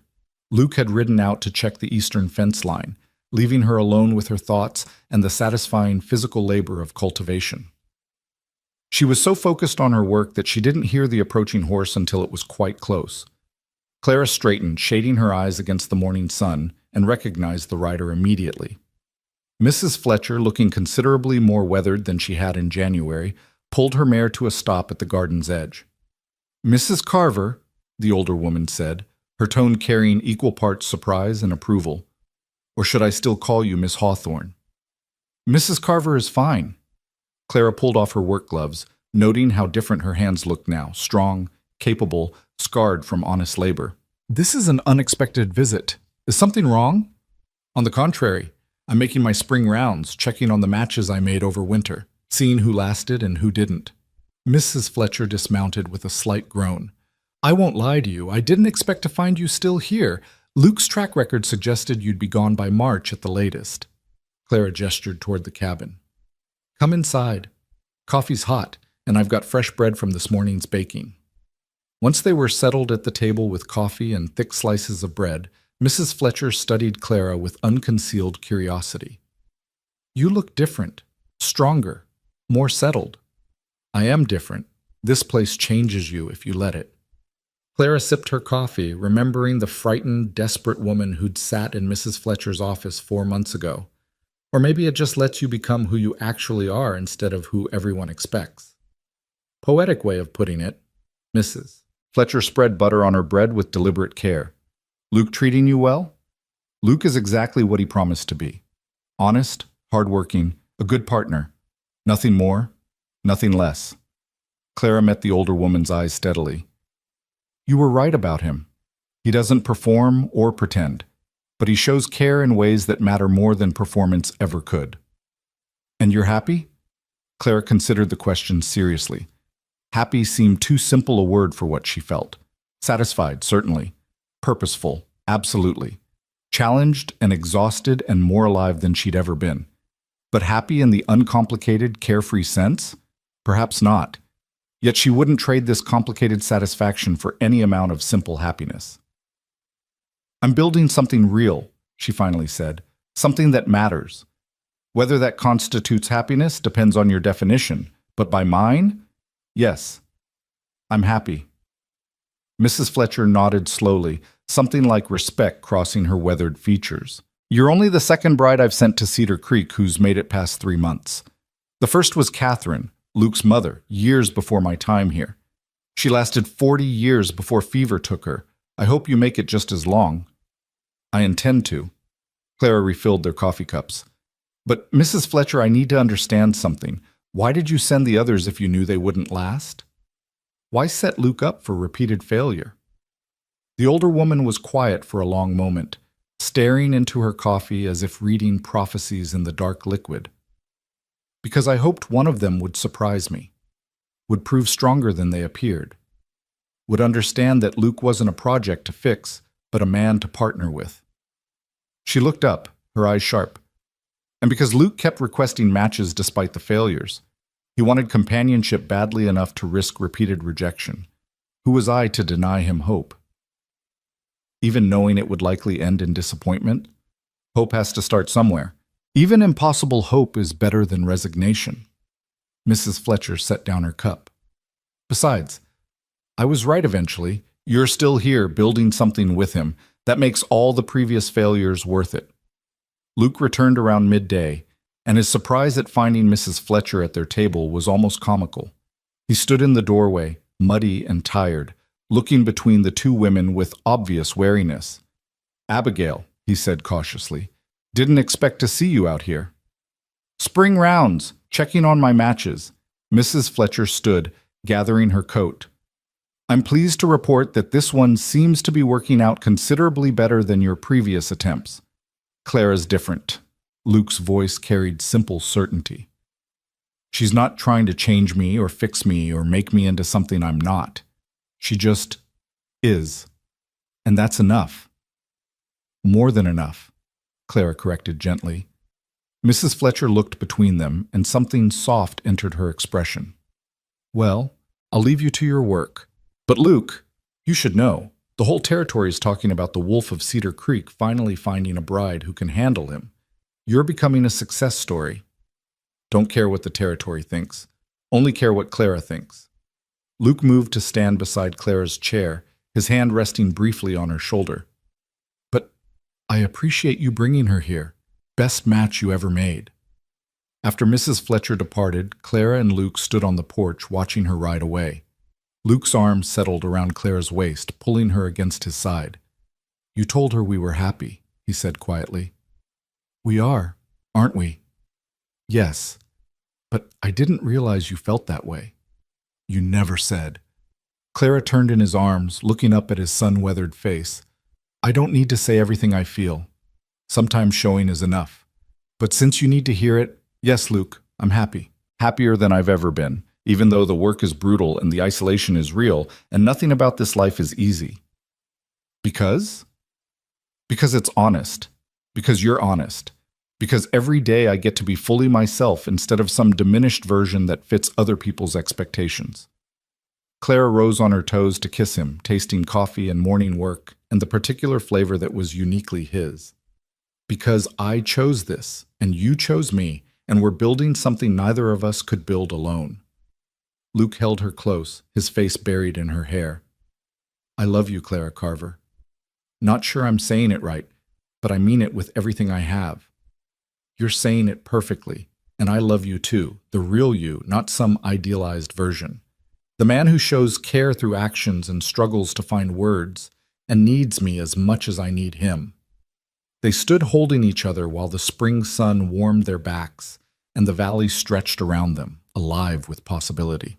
This was partnership in its truest form, not grand gestures or dramatic declarations, but two people choosing each other every day through the ordinary, difficult work of building a life together. As April progressed into May, the ranch transformed completely. Grass grew thick and green in the pastures, wildflowers carpeted the meadows in riots of color, and the creek ran high with snowmelt, its voice constant and musical. Clara's garden flourished under her careful attention, neat rows of vegetables pushing through dark soil, promising abundance to come. The cattle thrived on spring grass, and Hope, the calf born too early in the snow, grew sturdy and strong, following her mother with increasingly confident steps. Luke taught Clara to ride more seriously, taking her on longer excursions across the property and into the surrounding wilderness. She learned to read tracks in soft earth, to distinguish between deer trails and cattle paths, to recognize the signs that predators had passed through.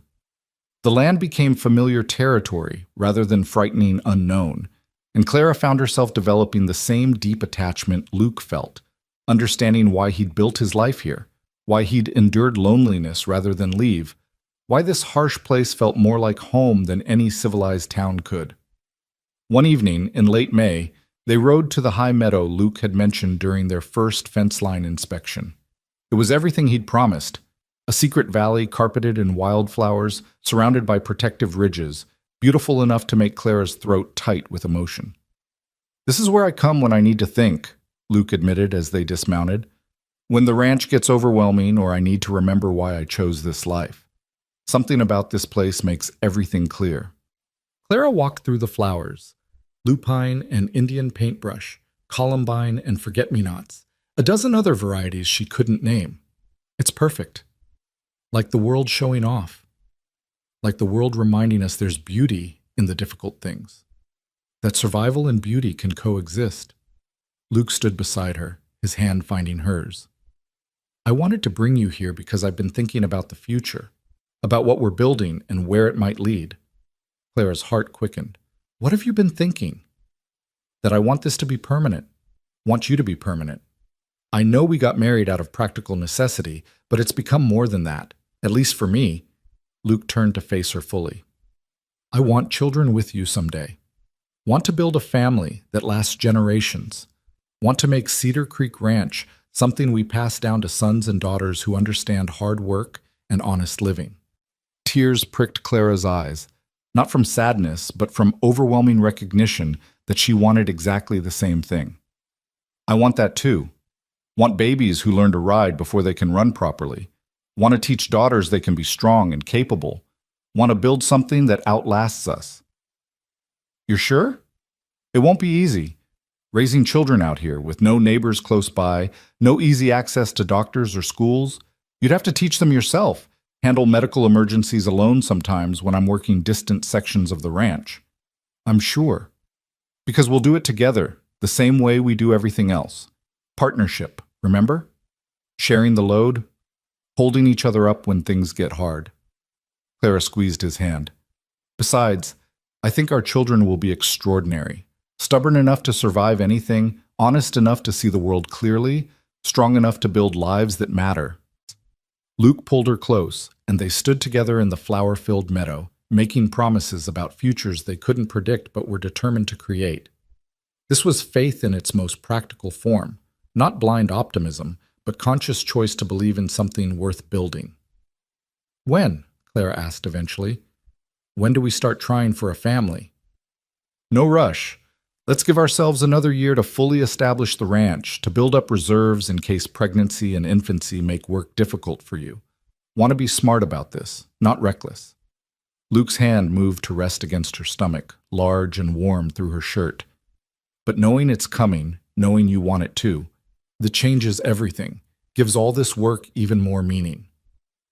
They stayed in the meadow until sunset painted the sky in impossible colors, then rode home through the gathering dusk. The wolves were singing again, and this time Clara joined her voice to theirs. Not howling, exactly, but calling out to the wilderness, claiming her place in it. Luke laughed and added his voice to hers, and together they made their own wild music, announcing to the valley that they belonged here, that they were building something permanent, that they refused to be driven away by hardship or isolation or any of the forces that had defeated others before them. Summer arrived with heat that was less brutal than winter's cold, but equally demanding. The work shifted again, maintaining irrigation for the garden, watching for drought stress in the pastures, dealing with insects and the occasional predator testing their defenses. Luke taught Clara to shoot properly, and she discovered she had a natural aptitude for marksmanship. They held target practice sessions in the evenings, and Clara felt fierce satisfaction when her shots grouped tighter than Luke's, earning his genuine admiration rather than wounded pride. "You're better than me," he admitted after one particularly impressive round. "Steadier hands, better eye for distance. If we ever have trouble with predators, you should be the one taking the shot." Most men wouldn't admit that, would feel threatened. I'm not most men, and your competence doesn't diminish mine. It just means we're stronger together. That's partnership. Luke cleaned the rifles with practiced care. "Besides, my ego isn't so fragile that I can't acknowledge when someone's better at something. That's how you learn and improve." It was one of thousands of small moments that reinforced Clara's love for this man who'd rather be honest than impressive, who celebrated her strengths instead of feeling diminished by them, who understood that real partnership meant both people bringing their full capabilities to bear rather than one pretending weakness to make the other feel stronger. In July, neighbors began stopping by more frequently, not just Henderson checking his healing wounds or the Zimmermans making courtesy calls, but other ranchers and their families drawn by curiosity about the woman who'd finally tamed the wolf of Cedar Creek. Clara found herself hosting impromptu gatherings, serving coffee and fresh-baked bread to weathered men and work-worn women who assessed her with the same careful attention they'd give to livestock at market. She passed their tests, apparently, because the visits became more frequent, more relaxed. The women shared practical advice about preserving food and managing households in isolation. The men discussed cattle prices and water rights and the politics of territorial governance. Clara contributed to both conversations, her opinions respected rather than dismissed, her competence acknowledged rather than resented. "You're good with them," Luke observed after one particularly long afternoon of socializing. "Better than I ever was. They actually like you. They respect us. That's different than like, and more valuable." Clara was washing dishes from the gathering, her hands moving through familiar motions. "They see we're building something solid, that we're not going to fail like your previous attempts. That makes us trustworthy, which matters more than likable in a place like this. Still, you've done more to integrate us into the community in 6 months than I managed in 5 years. Clara turned to face him, drying her hands. "That's because you didn't need community the same way I do. You're comfortable with isolation, but I grew up in a city, surrounded by people even when I was lonely. I need some human contact, some connection beyond just the two of us. Not much, but some." "Does that bother you, that I'm comfortable alone?" "No, because you're not demanding I match your comfort level. You're letting me build the connections I need while still maintaining the solitude you prefer. That's compromise. That's partnership." Clara moved to stand beside him at the window, watching the last neighbors depart. "We don't have to be identical to work well together. We just have to respect each other's needs." Luke pulled her against his side, his arm solid around her waist. "You make it sound so simple." "It is simple. People just make it complicated by insisting their partner be everything, instead of accepting they're simply enough." As summer deepened, Clara discovered she was pregnant. The signs were subtle at first: unusual fatigue, slight nausea in the mornings, a heightened sensitivity to smells. But by August, there was no denying the life growing inside her. She sat at the table one morning, her hands pressed against her still flat stomach, trying to comprehend the enormity of it. Luke emerged from the barn, and Clara watched him approach through the window. He moved with the easy confidence of someone completely at home in his body and his world, and she felt a surge of love so strong it almost hurt. This man would be the father of her child. Their baby would have his strength and her stubbornness, his honesty and her fire. "You look serious," Luke said, washing his hands before joining her at the table. "Something wrong?" "Something right, actually."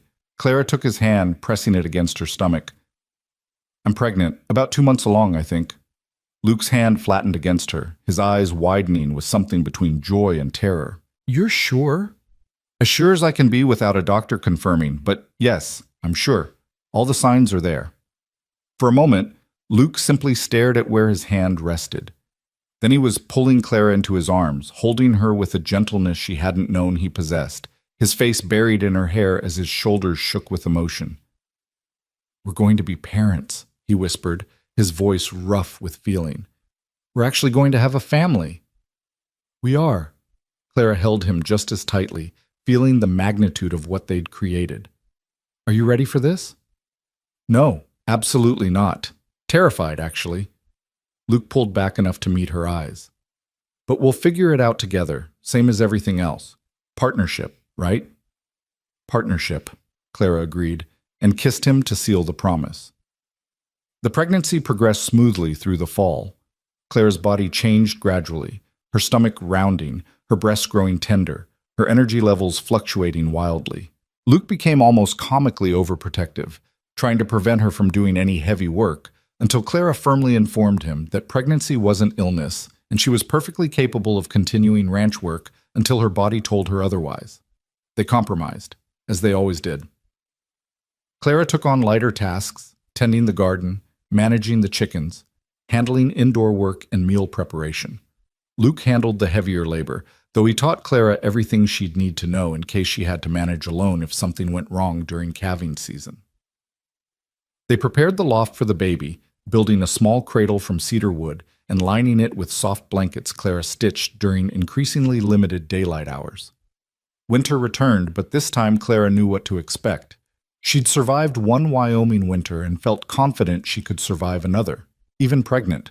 The work was harder with her changing body, but she adapted, learning to work smarter rather than harder, to ask for help when needed rather than pushing herself to dangerous limits. On a brutally cold night in late January, almost exactly 1 year after Clara had first arrived at Cedar Creek, her labor began. Luke rode through darkness and snow to fetch Martha Zimmerman, the closest thing to a midwife the territory possessed. Clara labored through the night while Martha coached, and Luke held her hand and the fire burned bright against the cold. The pain was immense, worse than anything Clara had imagined, testing the limits of her considerable strength and stubbornness. But she'd learned something during her year at Cedar Creek, that survival often meant enduring the unendurable, that strength wasn't the absence of pain, but the refusal to let pain stop you from doing what needed doing. "Push, girl," Martha commanded, her weathered hands gentle but firm. "Your baby's almost here, just a little more." Clara pushed with everything she had, her body doing what it had been designed to do, and with a final tremendous effort, brought new life into the world. A baby's cry filled the cabin, angry and strong and absolutely perfect. "It's a girl," Martha announced, wrapping the infant in clean blankets. "Strong lungs, good color, all her fingers and toes. You did well, Clara." Luke's face was wet with tears as Martha placed the baby in Clara's arms. She was tiny and red and wrinkled, with a shock of dark hair and eyes that would probably be Luke's forest green. Clara stared at this impossible creature she'd created, feeling love so overwhelming she could barely breathe. "She's perfect," Clara whispered. "She's ours," Luke corrected, his finger gently touching the baby's impossibly small hand. The infant's fingers curled around his, gripping with surprising strength, and Luke made a sound between laugh and sob. "Look at that. She's got your stubbornness already." They named her Catherine Eleanor Carver, Catherine for Luke's mother, Eleanor for Clara's, honoring the women who'd shaped them into people capable of building this life. Little Catherine, Katie, they called her almost immediately, had her father's coloring and her mother's determined expression, and from her first moments she made it clear she would not be an easy child. "She's going to be a handful," Martha predicted, watching Katie's fierce grip on Luke's finger. "Got that look about her. The stubborn ones always do." "Good," Clara said, exhausted but smiling. Stubborn women survive. Stubborn women build things that last. Luke met her eyes over their daughter's head, and Clara saw everything they'd built together reflected in his expression. Partnership and respect, affection and honest love, the kind of family neither had believed they'd find but both had desperately needed. As winter slowly gave way to spring again, Clara adjusted to motherhood with the same pragmatic determination she'd applied to ranching. Katie was demanding, feeding constantly, sleeping in unpredictable bursts, requiring attention that made regular work nearly impossible. But Luke stepped into fatherhood with surprising grace, taking on more than his share of ranch labor, while Clara focused on keeping their daughter alive and healthy. They moved through the months in exhausted coordination, stealing moments of connection between endless baby care and necessary work. Luke would hold Katie while Clara cooked, or Clara would strap the baby to her back while doing lighter chores, or they'd simply sit together in the evening with Katie sleeping between them, too tired to talk, but content in their shared silence. On a warm day in May, when Katie was 4 months old and beginning to show her own personality, fierce and curious and absolutely certain of her place in the world, Clara carried her out to the high meadow. Luke had ridden ahead with supplies for a rare day of rest, and Clara found him sitting among the wildflowers, watching the valley that was their kingdom. "There you are," he said, standing to take Katie from her arms. The baby giggled at her father, her small hands reaching for his beard. "I was starting to think you'd gotten lost." "Just took my time." Wanted Katie to see everything, the creek, the cattle, the mountains. Clara settled beside him, accepting Katie back as the baby began rooting for food. Wanted her to understand this is her inheritance, all of this, the land, the work, the life we're building. Luke watched Clara nurse their daughter, his expression carrying such tenderness it made Clara's chest ache. You know what today is? Should I? 1 year since we got married, officially, legally married by Judge Morrison. Luke pulled out a small package wrapped in cloth. I made you something. Wasn't sure I'd finish in time, but I did. Clara unwrapped the cloth one-handed, revealing a wooden box carved with intricate designs, wildflowers and mountains, wolves and horses, tiny human figures that she recognized as the three of them. The craftsmanship was extraordinary, every detail carefully rendered in wood that had been sanded smooth as silk. Luke, this is beautiful. When did you make this? Evenings, after you fell asleep. Took me months. He looked almost embarrassed by the admission.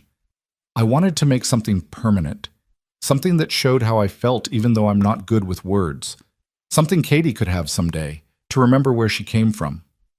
Clara traced the carved figures with her free hand, her vision blurring with tears.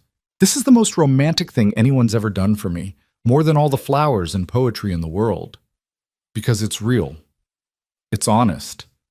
Luke leaned over to kiss her forehead, then Katie's. Like us. Like everything we've built.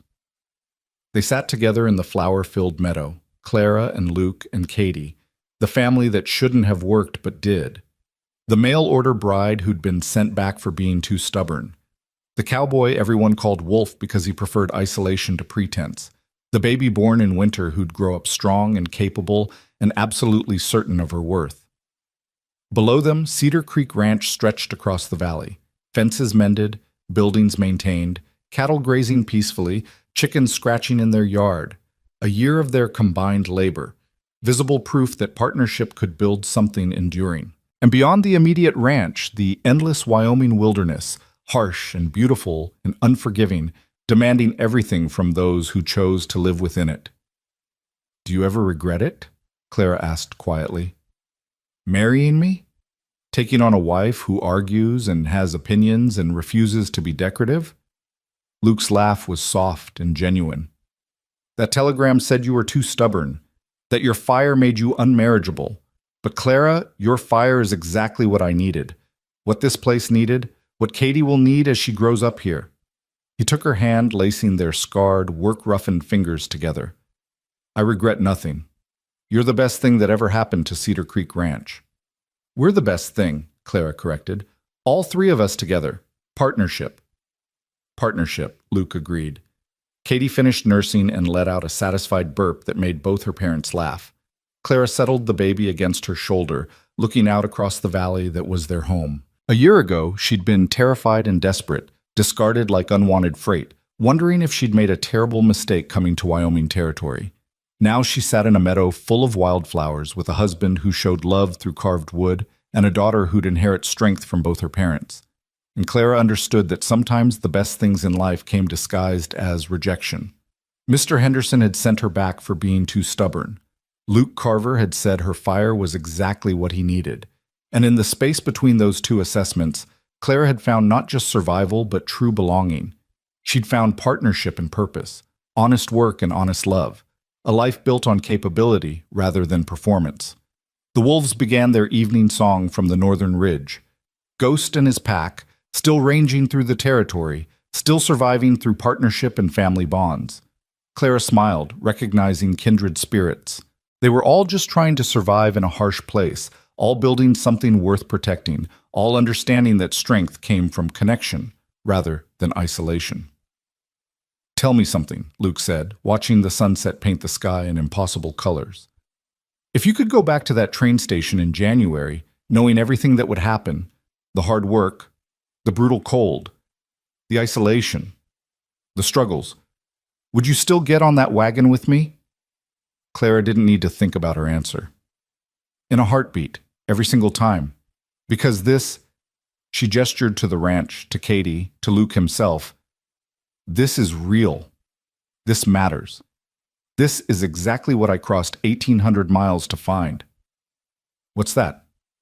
A place where stubborn women are valued instead of dismissed, where fire is needed instead of extinguished, where partnership means building each other up instead of one person making themselves smaller.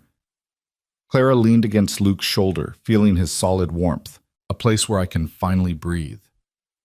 They sat together as the sun descended and the wolves sang and the stars began emerging in the darkening sky. Three people who'd found each other against odds, who'd built something rare and precious from honest work and honest love, who'd taken rejection and loneliness and transformed them into family and purpose. The mail-order bride who'd been sent back for being too stubborn had found a cowboy who said her fire was exactly what he needed. And together, they'd built something that would last for generations, not because it was easy, but because it was real. Not because it was romantic, but because it was honest. Not because they'd changed to suit each other, but because they'd chosen each other exactly as they were.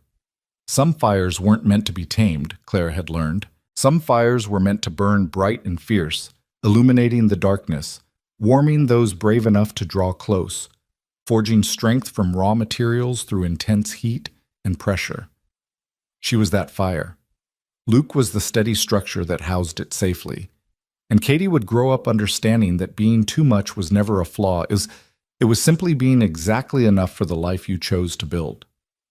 As darkness settled fully over Cedar Creek Valley, Clara closed her eyes and listened to her family's breathing. Luke's deep and steady, Katie's quick and light, and understood that she'd finally found what her mother had searched for but never achieved. Not just survival, but a life worth living.